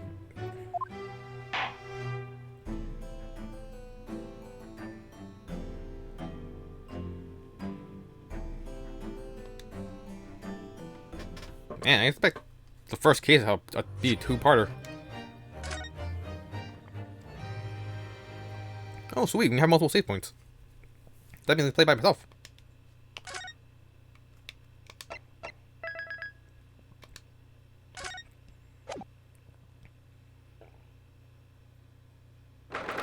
(22nd November, 11:38 a.m.)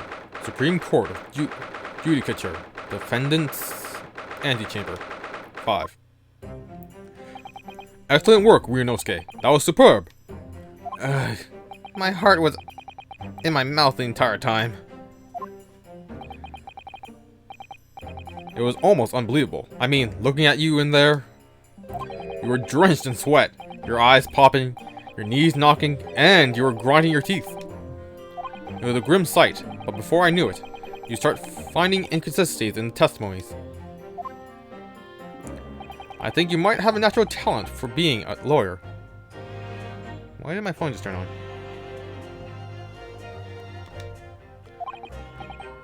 Forget it, it's terrifying. If I get through this, I don't ever want to see the inside of a courtroom again. Ha ha ha ha ha ha.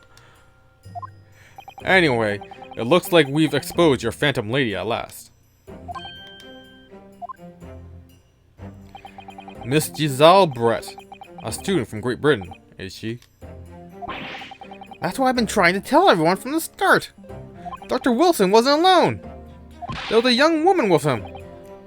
Like I've been saying all along. Yes, you have, haven't you?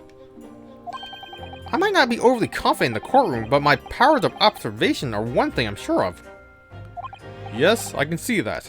So, about this young gentlewoman. Thanks to our detective friend, she was hastily escorted away from the scene, it seems. Did you see what happened with that? No, I didn't see any of it.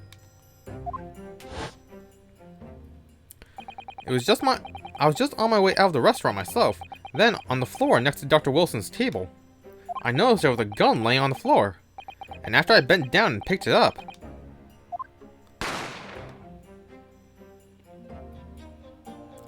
I didn't have time to think about where the sound of this gunshot had come from. The waiter ran over to me, looking as white as a sheet. And he bundled me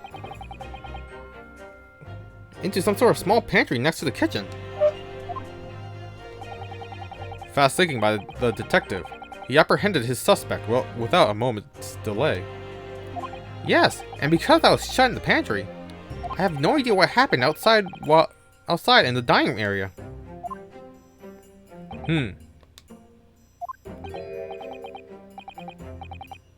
Ah, there you are. Well done, both of you.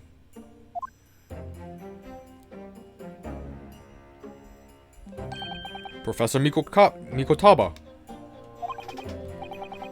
Well, it seems I was right.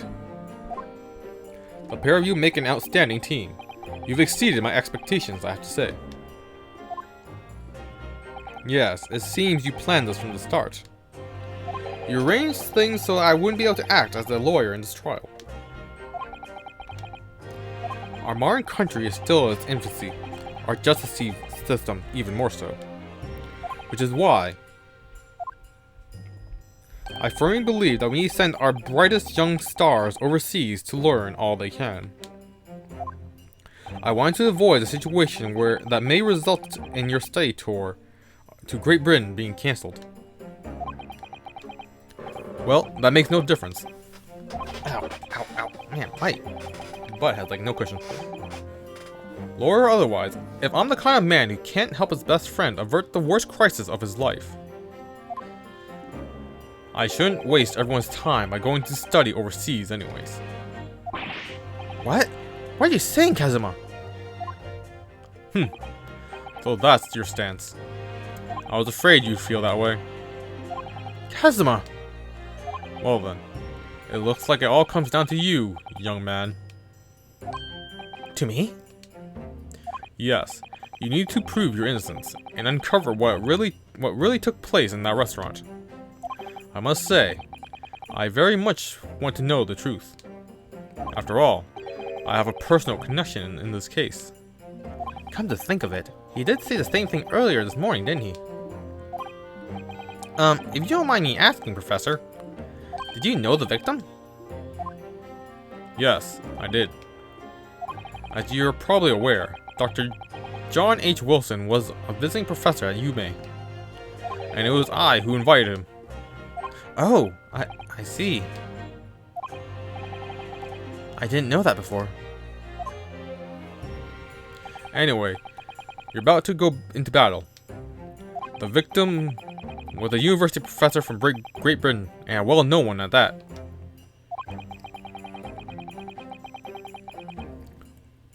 Naturally, our government is looking to identify and punish the culprit as quickly as possible.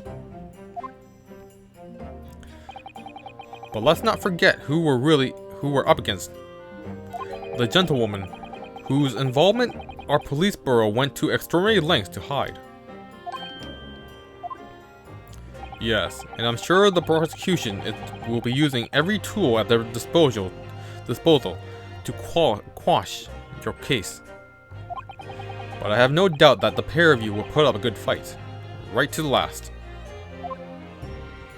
Best of luck. Thank you. Now then.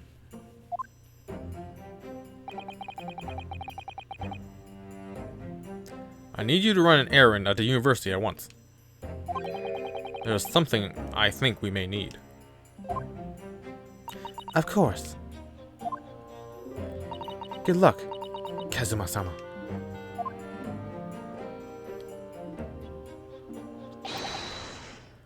Defendant Naruhodo. Court recess is over. Please make your way back inside the courtroom at once. It's time. Let's get back to it, partner. Let's go in there and deal a decisive blow. Before those old fossils know what hit them. Kazuma? What? Thank you. Really. What for? Well, if you hadn't said you believed me, then I'm fairly sure I'd already have been found guilty by now.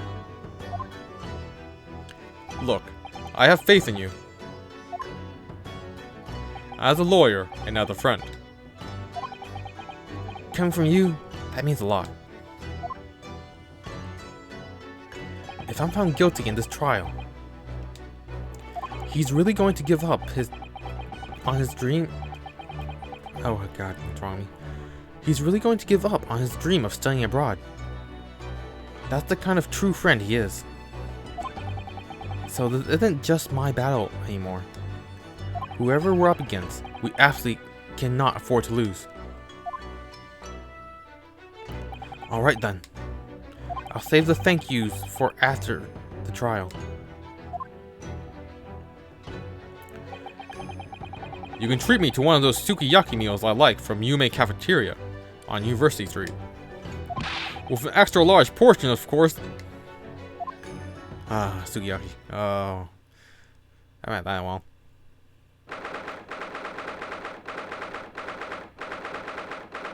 22nd November. 12:09 p.m. Supreme Court of Judicature. Courtroom 2.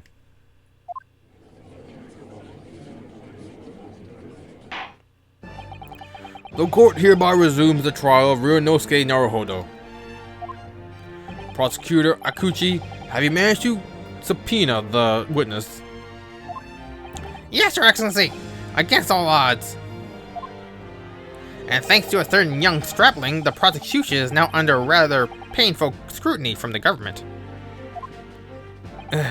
Sorry. Let the government scrutinize. That's their job. It's nothing to worry about. It's highly unlikely that the good relations we forged with Great Britain will emerge from this trial unscathed.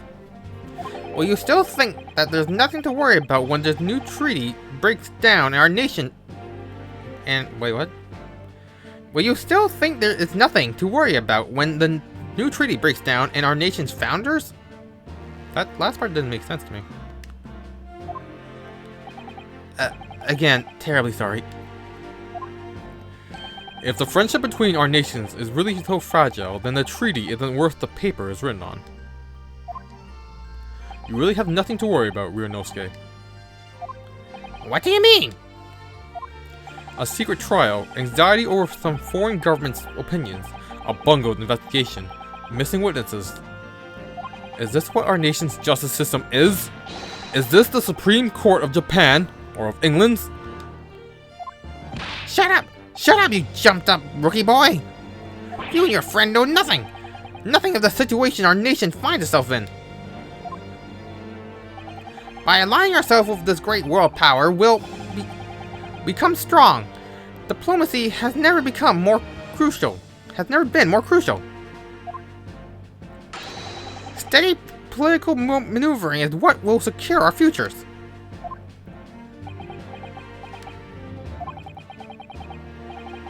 I won't deny that I'm no expert. I'm just a student and one who can arguably study harder too.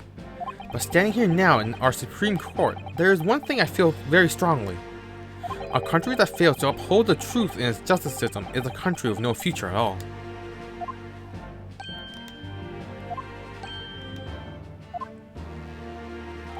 Well said, Ryunosuke. Despite the wide-eyed look of terror. You little brats!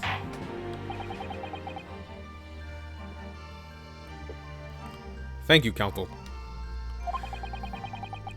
This court is the pinnacle of our nation's justice system, and exists solely for the pursuance of truth. With that in mind, this trial will now resume with the next witness taking the stand. The visiting student from Great Britain, Miss Giselle Brett. Yes! Your Excellency!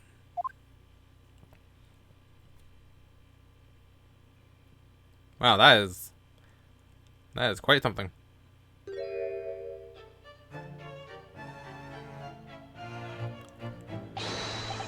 Well, what a delight it is to welcome such a fine gentlewoman to Japan, and from such a distant land.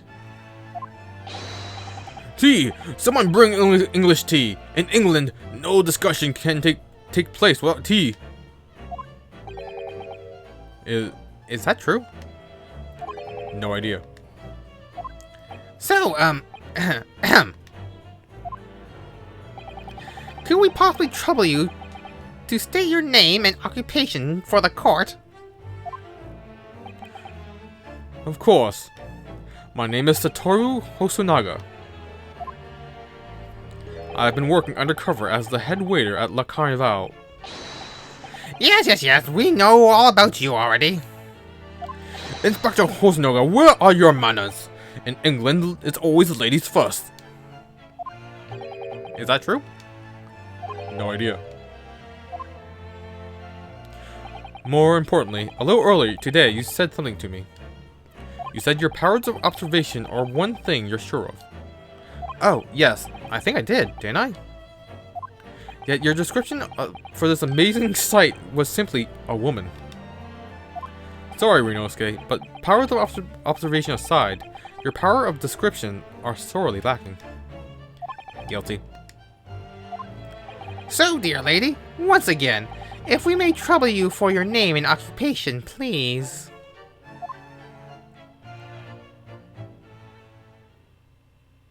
I'm asked.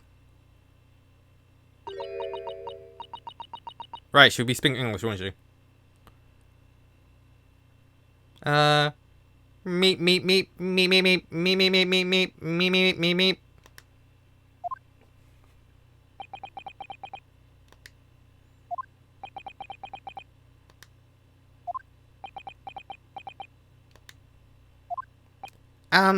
I'm terribly sorry, my dear lady, but what?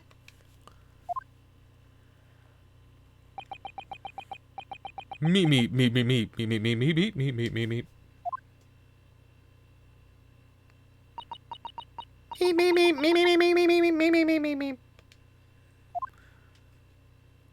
The lady says her name is Giselle Brett. She comes from London, England. She's a visiting research student, currently enrolled in Newman University's medical facility. Oh my! What a rare treat to hear the dulcet tones of the delightful language of the British people. I'm afraid I don't understand a word you said, but it was as beautiful as a hummingbird singing a song. As far as I can tell. The detective is translating her words faithfully enough. Yes, I agree. You obviously do fine in England, Kazuma. Her English doesn't rally you at all, does it? Nor you. You've clearly been paying attention in your English classes, Ryunosuke.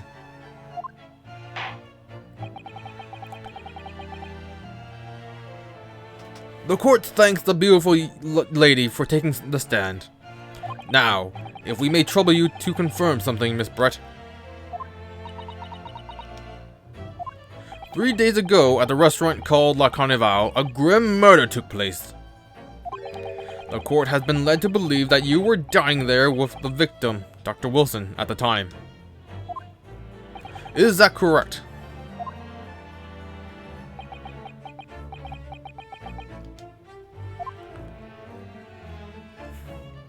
Me. She says, yes. This could take some time. So, even though she's studying here in Japan, she can't speak any Japanese.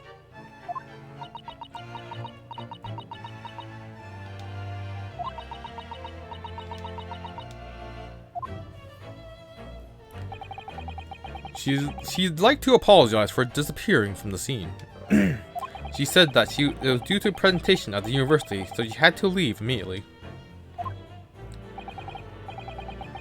Interesting.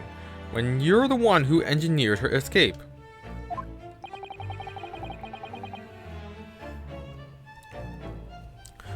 I was just following special orders from the bureau. Well now, dear lady, would you be so kind as to cast your eyes over this photographic print?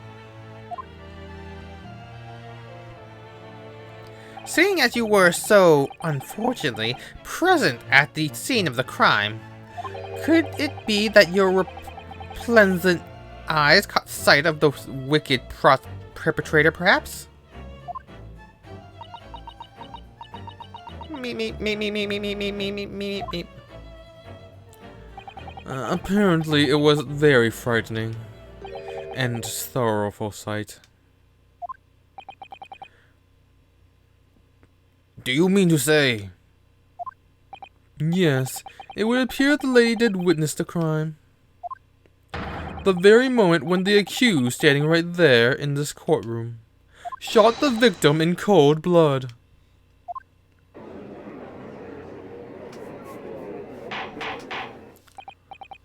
Order!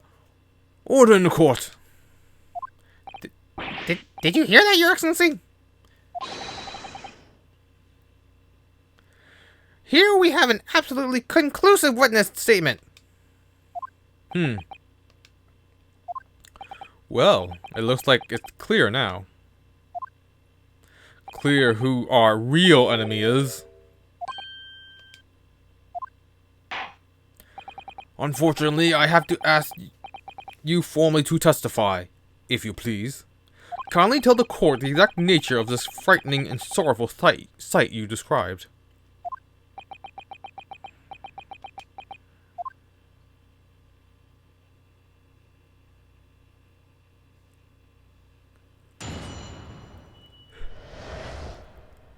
A frightening and sorrowful sight.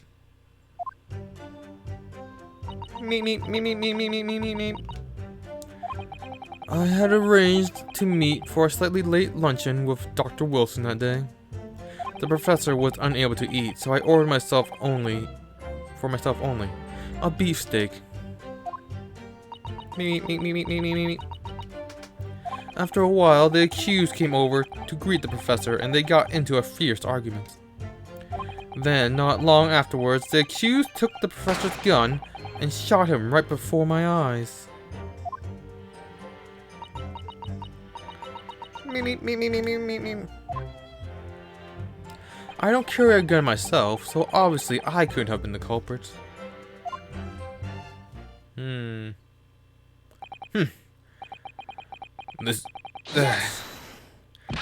I didn't have any kind of argument with the professor at all.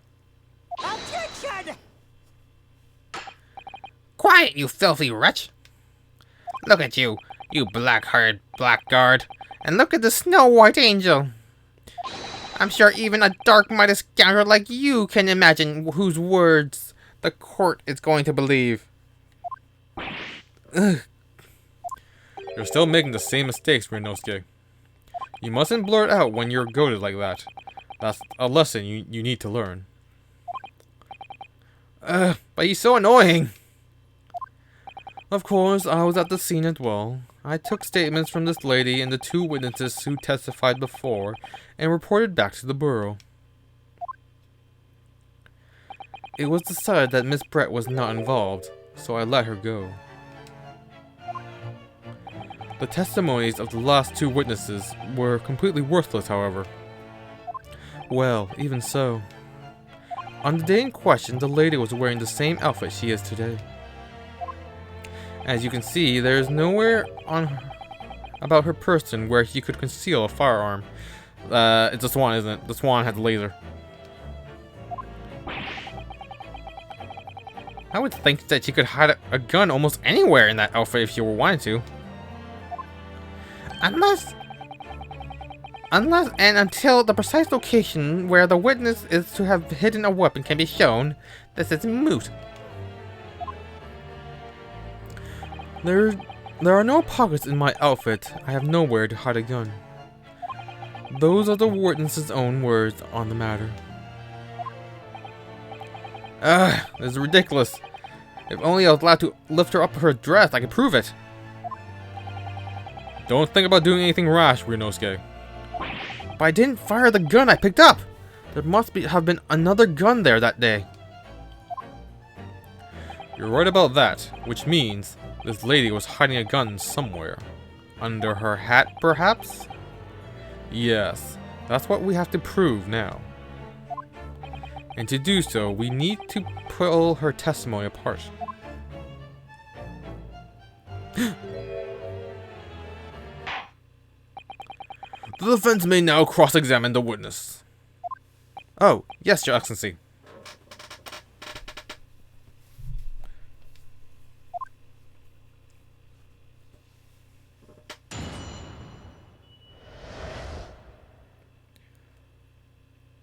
A frightening and sorrowful sight. Okay, range for meat luncheon, that's probably gonna be nothing. Unable to eat, so, or beefsteak, yeah, that makes sense. Well, accused came over, greet the professor, they got into a fierce argument. Yes! Press that one. I'm gonna get a pillow for my chair, I don't know why, but today, like, I'm getting, like, no support. And, it's like, I'm sitting, like, directly on my tailbone.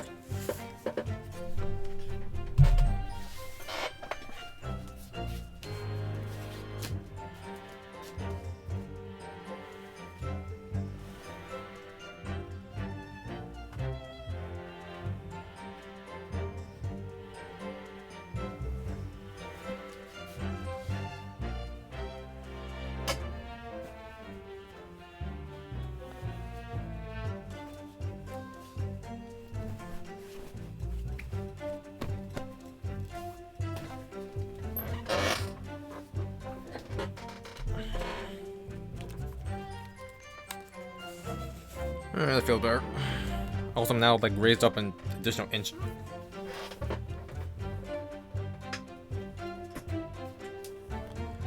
I never got into an argument with the professor. All I did when I noticed him was go over to say hello. Please, don't get angry with me. No, I wasn't directing that retort at you. It was meant for the lady next to you. But anyway, as I said, I did not argue with the professor. I'm afraid your words are in vain. Sorry? Miss Brett does not appear to speak Japanese. No, of course not. Japanese is such a cumbersome language anyway. English is the future. We all must speak English. I wonder if the prosecution will feel that way forever, or only in the presence of a beautiful woman. Well, that beautiful woman is telling blatant lies with a completely straight face. I have to find something that will unravel her testimony, no matter how seemingly insignificant it may be. Anyways, it seems that after the argument, the accused briefly returned to his own seat, right?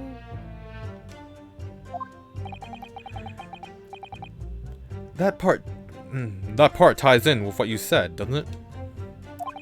Yes, I still had some black coffee to drink.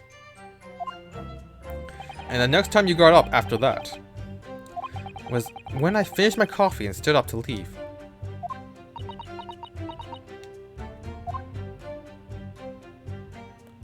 Well, afterwards, he took the professor's gun and shot him. Yes! Like I said, I did not shoot the gun.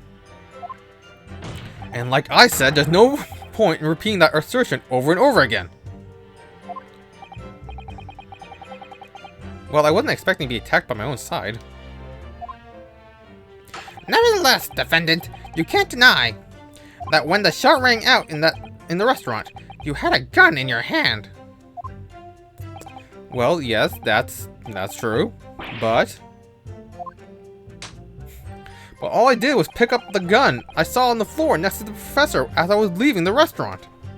In fact, yes, there was someone much closer to the victim than me at the time. The highly suspicious lady. That would do, you dirty, rotten scoundrel. Dirty? Your baseless accusations could very well cause an international incident, boy. It seems to me that your accusations are just as baseless as ours. Hoo-hoo. What nonsense. The lady is merely stating what she saw. And this is already an international incident as far as I'm concerned anyways.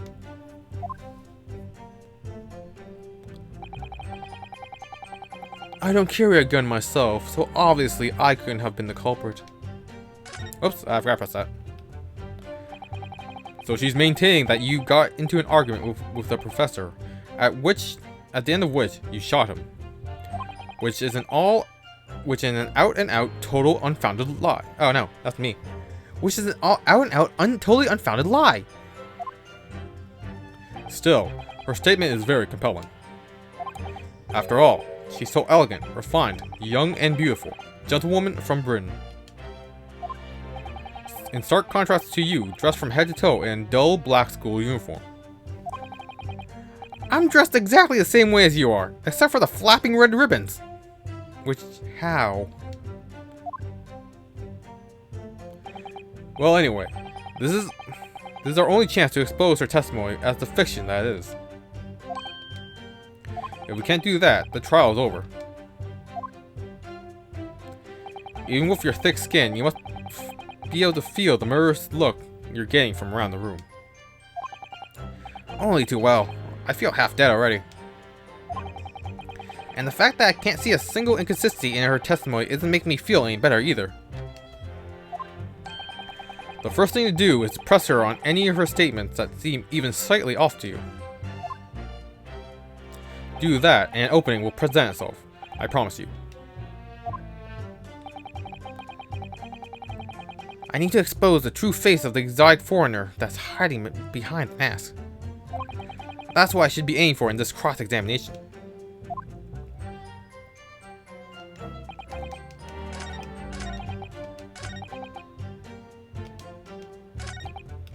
Yes! It's all very well saying that, but can you prove it? Absolutely. I verified it personally. You verified it? Yes, immediately after the incident, I checked to make sure the lady was not carrying a weapon. I instinctively remember her saying, "I'm not." That's all you did? You just asked her? Surely you carried out a physical search, Inspector. No. Why on earth not? The Honorable English Gentlewoman clearly stated that she does not possess a weapon. There was obviously no need for any further probing into the matter. Or, there was no permission given for any further probing into the matter. Think what you will. But if you're going to continue this preposterous claim that the refined lady was concealing a firearm, the prosecution demands that you support your assertions with facts. In other words, he wants evidence. The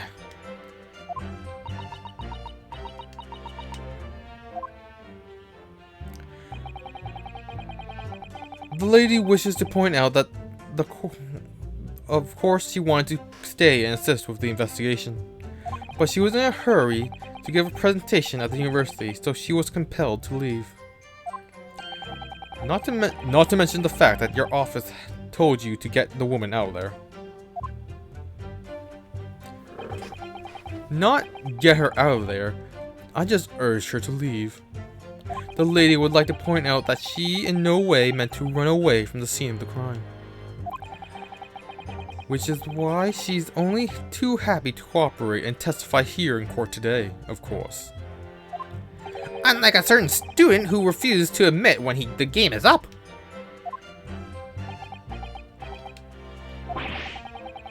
You could at least have the courtesy to pay attention when I'm goading you.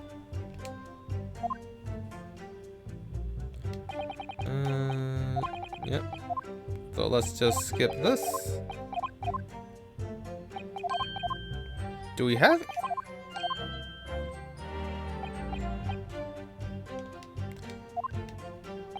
Okay, I think we had to figure out why she was meeting with the professor to begin with. Okay, now it works. Okay, we don't have the gun in evidence? Alright, so let's just press around this. Yes! After 2 p.m., in fact. That's really quite a late lunch, isn't it? Objection! You don't keep up with the latest fashion from Britain, do you? Late luncheons are en vogue. Isn't that right?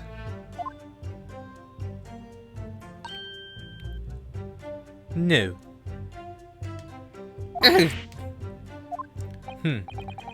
A decisive English no has quite a sting to it. The gentlewoman is currently working in the victim's research laboratory, it seems. So it was apparently a daily occurrence that they would lunch together. On the day in question, the victim had another appointment at the clinic first. Yes, which we can prove from the medical report card that was submitted as evidence. That's right.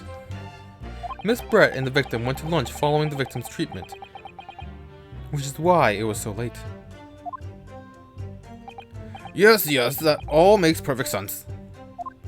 Such wonderful logic. What a shining example of English intelligence this fine gentlewoman is.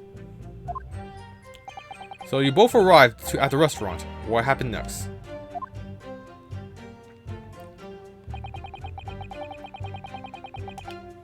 Yes! He was unable to eat, you say? And that was because he had just had her teeth removed at the Hoda clinic, correct? That's right. You're supposed to actually check with the witness before you answering? Was Miss Brett aware of this fact? It seems so, yes. She heard that the professor was having some dental treatment. So that would mean that it was you who ate the steak pictured here. Is that right, Miss Brett? That's right, yes. The print you have there shows the table exactly as it was left after the horrifying events. Exactly as it was left? Dear me, what a harrowing experience. To have traveled to a distant land on the far side of the world to be embroiled in such a tragic incident. Have no fear, my dear lady. I swear I will crush the evil fiend that has subjected you to this terrible plight. So the victim, Dr. Wilson, had nothing to eat or drink at all. That's right. Other than some carbonated water. Just water? Yes, the professor was unable to eat, but he had been given permission to drink water. So it appears that the diners toasted the lunch with a glass of water each. That's inconsistent. So they each raised a glass of carbonated water. What do you think, Ryunosuke, about the witness's last statement? It's very meaningful. That last statement of yours, Brett, has a profound bearing on this case. Well, well, how fascinating. Do tell us. What this profound bearing? The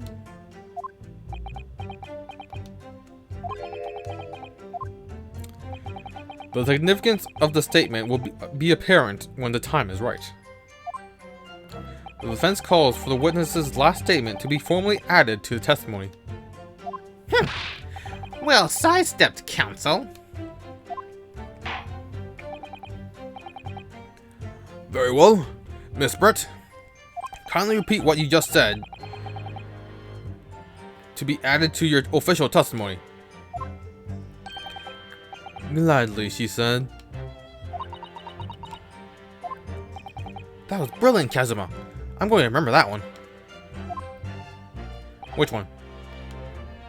The significance will become apparent when the time is right. I could really use that phrase.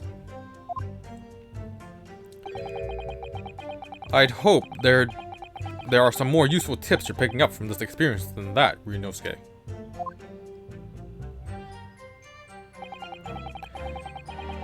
I ordered a beefsteak for myself, and the professor and I said cheers over a glass of carbonated water. Yes! So both you and the professor drank this carbonated water, did you? Yes. Being the waiter, I poured the 2 glasses myself. I clearly remember doing so. Except you're actually a detective. And the beefsteak. That was for you, Miss Brett. The lady says that she heard it was not customary to eat beef here until Japan opened its doors to the world. Yes, that's true. What a frightful place, is the lady's opinion. And I've heard it's not customary to eat sashimi in Great Britain. Now that's frightful. Every country has its own cuisine. As long as people have food to eat, what does it matter what it is? True, come to think of it. The first time I tried carbonated water, it was much more of a shock than the first time I had tried beef. But anyway, back to the witness statement.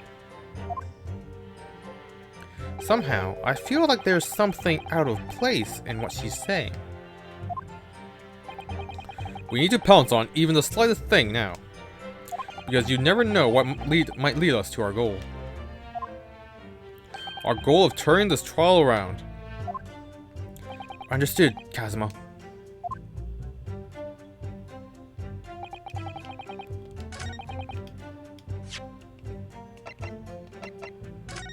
There's only 1 glass here.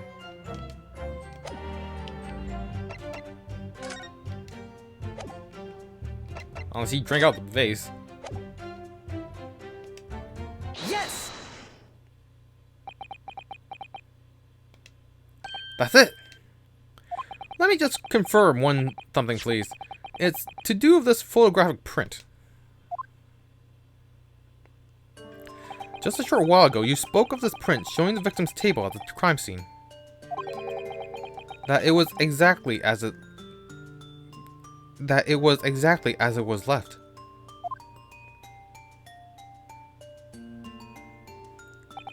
That is correct, the lady says. Well, it's odd. Very odd. Dear me, what's odd is the defense's inability to express itself. Ugh. Ryunosuke,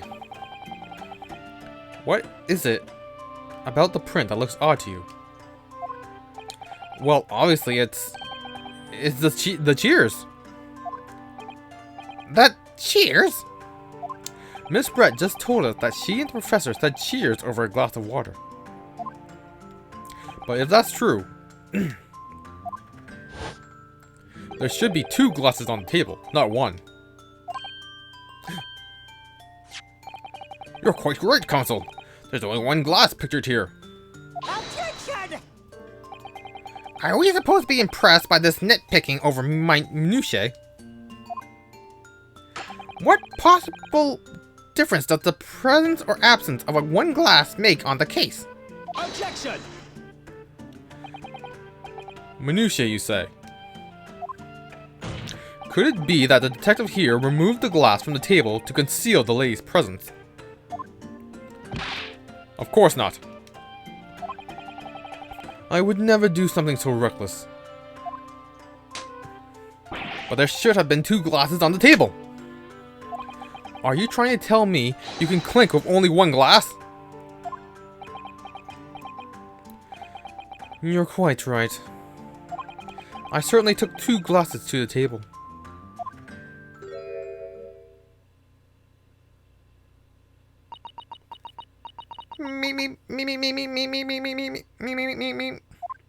Inspector, what did the lady say?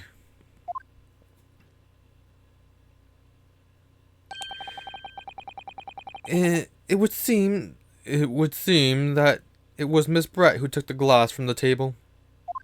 What? It was all so terrifying, everything that happened. I panicked and I thought I should try to hide the fact I had been there at all, she says. Good gracious!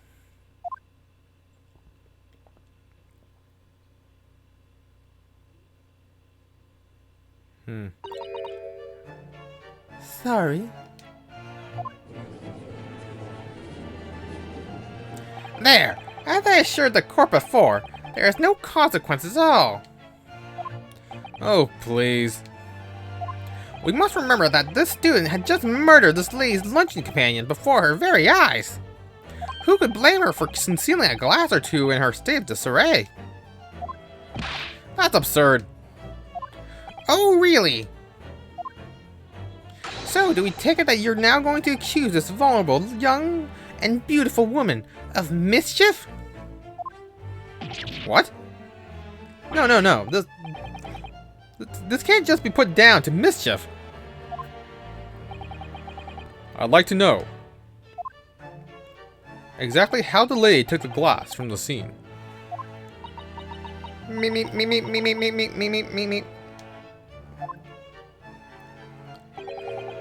It would seem that she slipped it into a small handbag she was carrying. Are you bloody kidding me? A handbag, you say? Yes, Your Excellency. A small handheld pouch commonly carried by well-to-do women in England. So, this beautiful lady has very graciously explained how and why she removed the glass from the scene now. However, the fact remains that this glass has absolutely no bearing in this case. This student has been trying to confuse the court with logical Wait, what? This student has been trying to confuse the court with logical reasoning, but in the end, it comes to nothing. How dare he try to make sense? No more pretentious accusations. We have wasted enough time already. Indeed, the lady has offered a satisfactory explanation as to why she removed this glass. I think henceforth we can consider the matter to have no bearing on the case. Counsel for defense, are you in agreement? Well, I don't know, really. If you really want to pursue this matter further, you're going to need to show that it has some deeper significance. Yes, you're right. So she took the glass away in her handbag. If there's a deeper significance, it's the handbag. Wait, the lady put the glass in her handbag, you said? Yes, do try to keep up.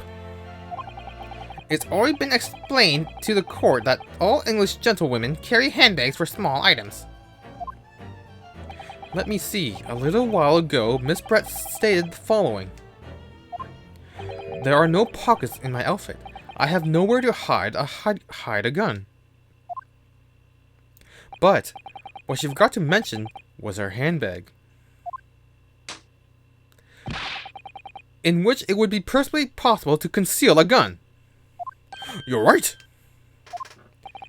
And I just felt my blood stop. That can't be good. Well done, partner. I had a feeling you'd pick up on that. What are you insinuating, you vile blackguard? It's really very simple. The gunshot was heard when the defendant picked up the gun from the restaurant floor.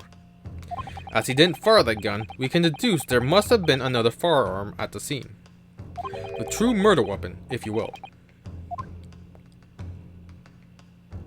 You can't seriously be suggesting.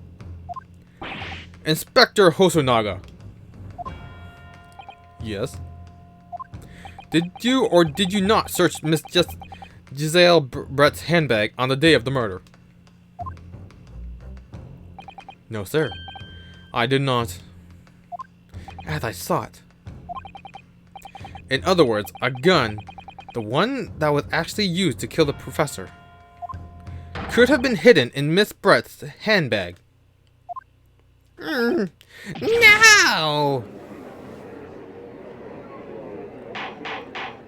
Order! Order! Order! What's the meaning of this, Inspector? The meaning of what, Prosecutor Akuchi? Why on earth did you not have the lady open her handbag and show you the contents at the time? Thanks to your bungling incompetence, now she has to endure these uncomfortable accusations.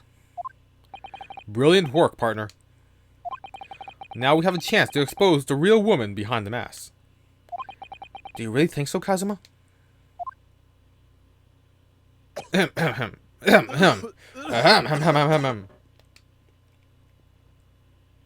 Well, what a sorry situation. Clearly, you have no faith in the police. As I said, I did not search the lady's handbag after the shooting. Simply because it was unnecessary. Unnecessary in what way? I ought to thank the student lawyer, really. I have a piece of evidence here that I had completely forgotten about. This photographic print that I conveniently had. This print is of a photograph that I thought would be prudent to take immediately after the shooting. Oh, it's clear, that's why. As you can see, it clearly shows Miss Brett's handbag. Well, I never. You can see right through that to what's inside. That's right. Apparently, meshwork bags like these are the height of fashion in London at the moment. So the contents are clearly visible. Exactly. So there was no need to search the lady's handbag. If there had been a gun inside, it would have been immediately obvious. As you can see, there's nothing to imply Miss Brett's guilt here.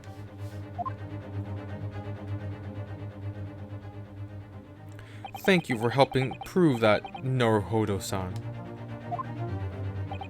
Oh!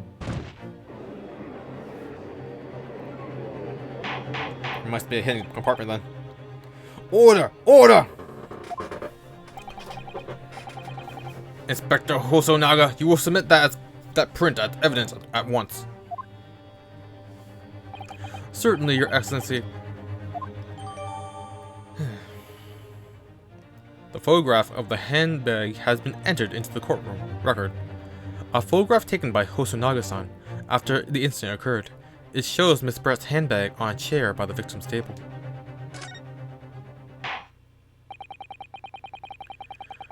I think you've had long enough to cross-examine the witness, counsel. The counsel now has been shown considerable evidence. As the photographic print just submitted, as the photographic print just submitted into the court record appears to have no further significance, I am satisfied that there is no longer any room for doubt in this matter. I must make my ruling. Indeed, there is only one logical conclusion. That this pathetic rookie slumped over the bench before us is the only possible perpetrator of this crime. No. Just when I thought I was beginning to turn things around. I'm in the worst situation than when I was at the start.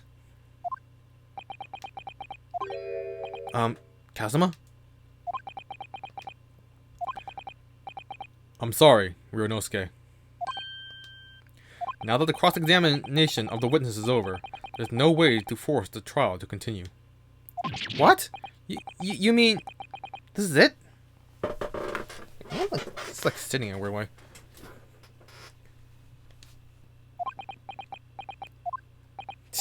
Hoo hoo hoo. I must say, you put up quite the fight for a rookie student. But the weak are meat, while the strong must eat, while the strong eat. You're always wasting your time. There's no way to defeat true justice. The fact that you can chew on your heart's content... Oh, a fact you can chew on to your heart's content from the inside of your cell. This can't be happening. Am I really going to be found guilty for a crime I didn't commit? And Kazuma, his dream of going to study in Great Britain will slip through his fingers. Kazuma, What? is there really no chance now of turning this trial around? You heard the judge. There's nothing about the last photograph the detective produced that we can contest. Which means there's no basis on which we can argue for the trial to continue.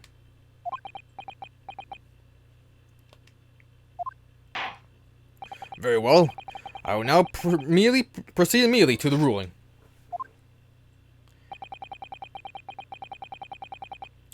It would seem that we were able to report to the British government on time after all. That smug little... Ryunosuke Naruhodo, after having considered all the evidence placed before me... Yes!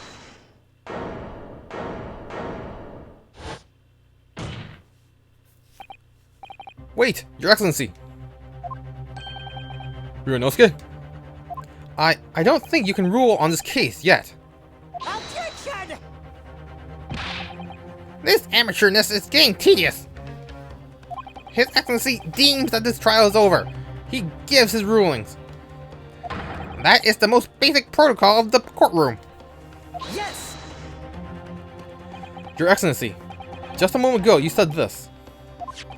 As the photographic print just submitted appears to have no further significance, there is no longer any room for doubt in this matter, and I must make my ruling. Now that means that if there was a problem with this evidence, some significant detail I mean, then ruling on the case at this time would be out of the question. Objection! This is blatant straw clutching. Look at the photographic print. All it shows is the handbag the gentlewoman was carrying on the day in question. There can be no problem with this evidence. You better know what you're doing, Ryunosuke. I understand your objection, counsel.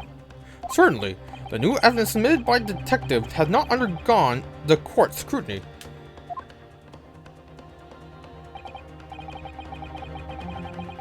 Wait, why is there a bull print on his wrist? However, I fail to see how we can glean any new information from this handbag. Ha! My thoughts exactly. Really, the prosecution is becoming tired of this rookie's desperate wheezings. Yes, I am desperate, but this isn't a wheeze. There's something about this photograph which just doesn't seem right. If only I could place my finger on it. Very well, I'll grant the defense one final opportunity. What? But be warned that if I am unsatisfied by your response here, the trial will be over with immediate effect. Do I make myself clear? Yes, Your Excellency. So take another look at the photograph print, Inspector Hosonaga submitted before. You will identify for the court whether the print we see has significant detail to which you have alluded.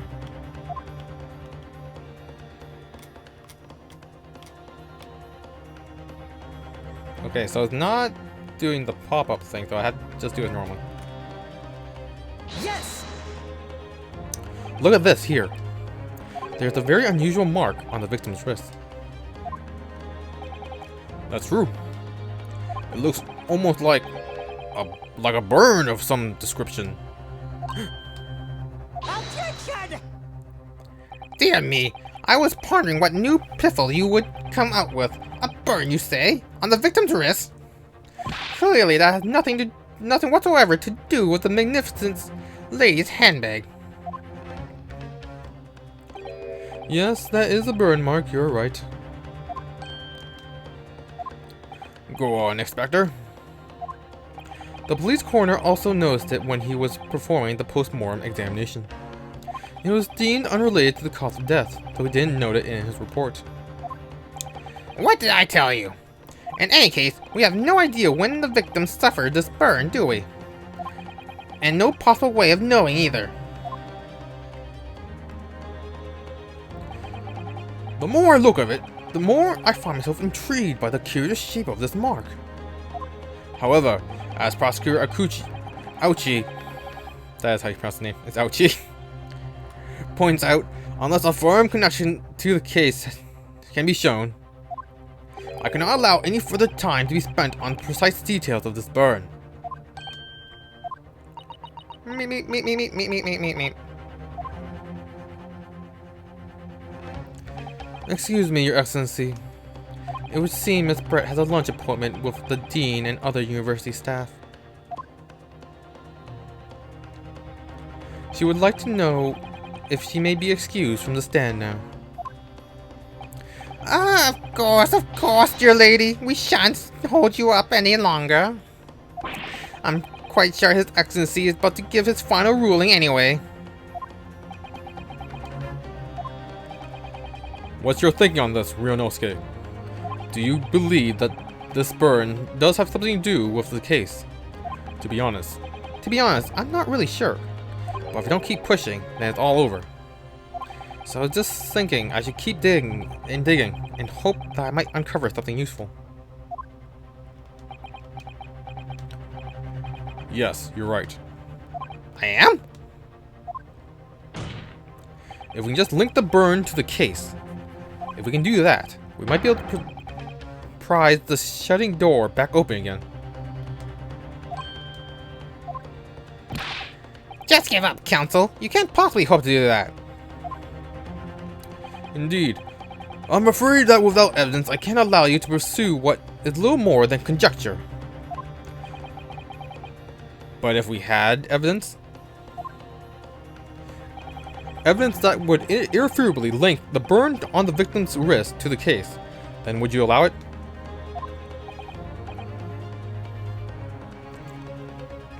I would, yes. To tell the truth, I hadn't noticed that burn. But as you pointed out, what I did notice was the color draining from Miss Brett's face. Really? I had to find some link between the burn and the case.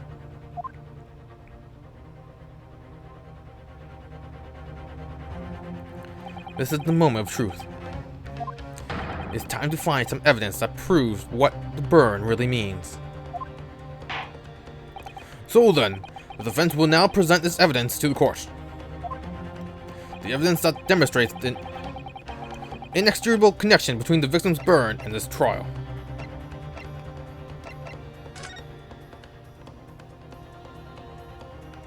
Why was the stake on his side?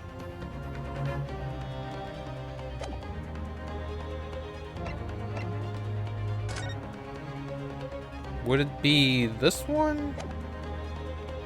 Well, this one, yeah, you can see the...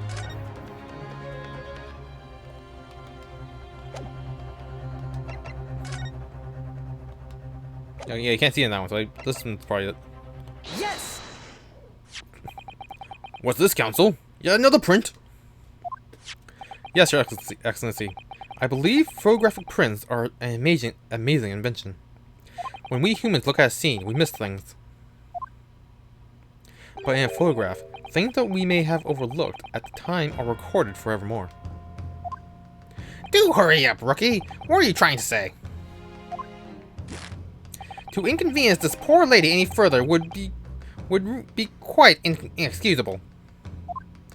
Actually, we may need you to stay with us a little longer, if you don't mind, Miss Brett. You see, it's very clearly visible in this other photograph. How did the victim come to this unusually shaped burn on his wrist? The real reason is recorded here forevermore. What? How? Objection! You can't fool me with your little bluffs, boy. If that's your game, then let's see how it plays out. Show the court exactly what you mean. What is it in this photograph that explains the reason for the victim's burn? Yes! The beefsteak? Actually, the point is the metal plate the steak is served on. The plate? Oh! Your Excellency, are you alright? As you can see, there's an emblem on the plate. I would guess it's some sort of trademark of La Carnival.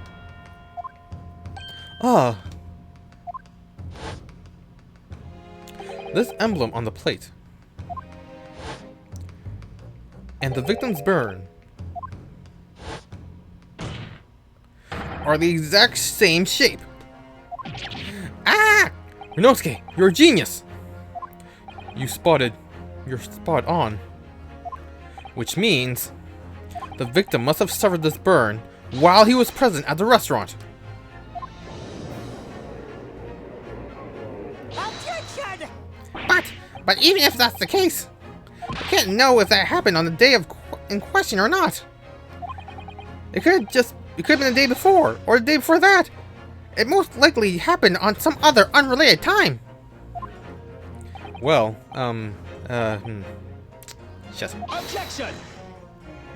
Sadly, Prosecutor Ouchie, the chances of that are extremely slim. Thanks. Why? The outline of the burn is clearly discernible. Such a serious injury would have caused quite a commotion in the restaurant. Wouldn't you agree, Inspector Hosonaga? I can't imagine I'm having missed such a terrible disaster, certainly. But... I would say, looking at the picture of the wound, that it wasn't suffered very long ago. And, although not particularly large burn, it's extremely well defined, just as the defense pointed out. This was no mild burn, that's for sure. Can you be more specific, Inspector? Well, let's see. If the plate was around 90 degrees centigrade, a burn like that would have taken around 3 seconds. It's inconceivable. It's inconceivable that the victim wouldn't have let out a scream of pain then. I have been investigating the restaurant for several weeks already, but I have not heard anyone scream at all. As the head waiter of La Carnival, I can testify to that without hesitation. But you're a detective, not a waiter! Yes! There you have it. Something isn't right here. As the detective said, anyone who burned themselves on a piping hot plate for 3 whole seconds would scream in pain. There is no question in that. And yet, Inspector Hosonaga never heard of the professor scream. Not on that day or any before it. That's right. And the strange thing is, on the day he was shot, I didn't hear him cry out either. What are you suggesting? Well, if the professor had carelessly laid his wrist on the plate for anything like 3 seconds that day. That would be beyond careless, I think, Counsel. Then the rest of us in the restaurant, myself, the sergeant, and the antique dealer, all of us would, without any question, have heard him scream. Wouldn't you agree, Prosecutor Ouchie? Well, yes, I suppose. So the question is, why didn't a single person hear Dr. Wilson scream? I almost don't believe it. Ryosuke, do you think? Can it really be true? I never dreamt we arrived at a conclusion like this, but I'm starting to think that maybe we've been led into a terrible trap.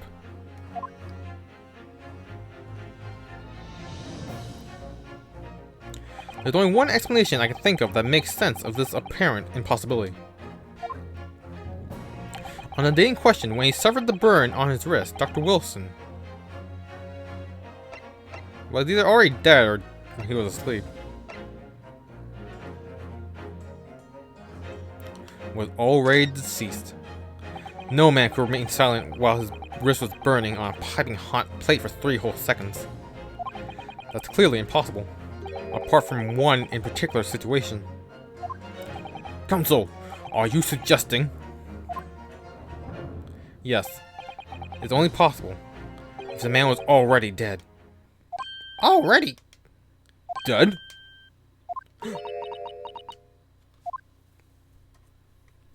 Knowing what we know now, it's the only possible explanation.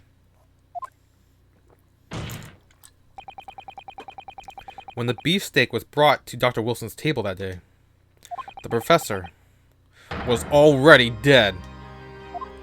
That's madness! Order, please! Counsel, explain this absurd notion at once. The victim was killed by a gunshot. That's right. That's absolutely right, Your Excellency. This is just another ridiculous ploy by a rookie student. But clearly he has no grasp of the facts. Objection! No, Prosecutor Ouchie. It's you who has no grasp of the facts. I beg your pardon? As soon as it became apparent that the victim had suffered the burn while at the restaurant, this whole case was turned upside down. Or have you not grasped that yet?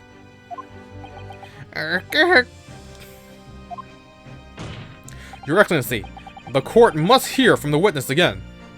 If that's true, as we now believe, the victim was already dead before the gunshot was heard. It's highly likely that Miss Brett knows something about it. Incredible. I certainly didn't anticipate this twist of events. I'm sorry to say, Miss Brett, that you will have to forget your luncheon engagement. But, Your Excellency.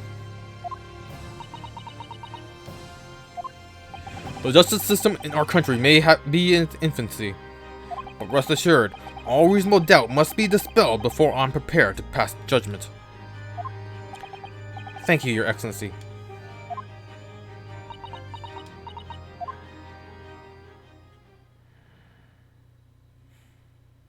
What's she playing at?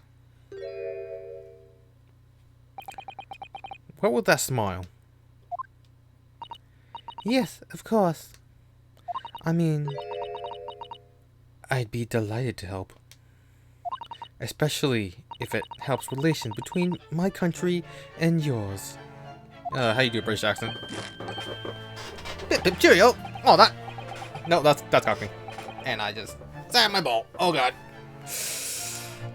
Ow. That hurts. Ah, Miss Brett, you speak Japanese?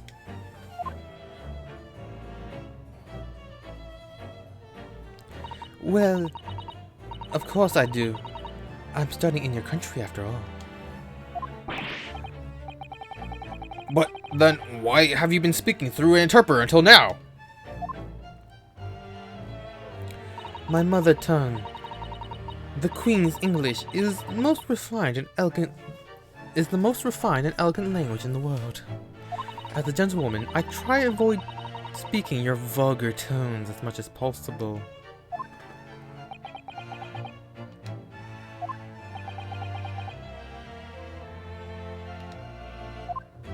But it seems the men in this land possess none of the chivalrous virtues of English gentlemen.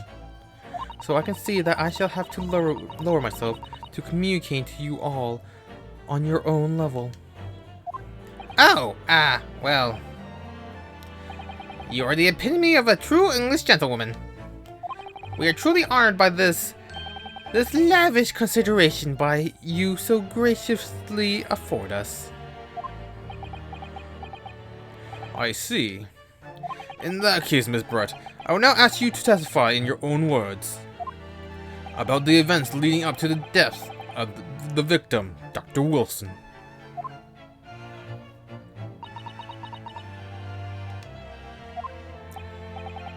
So, we're finally going to hear her own words on the matter.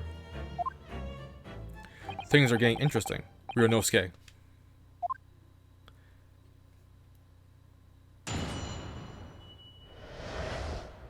Okay, I think I'm gonna call it here.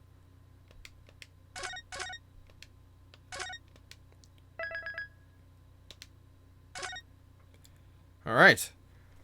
Next time, we look into her testimony. How did she kill him?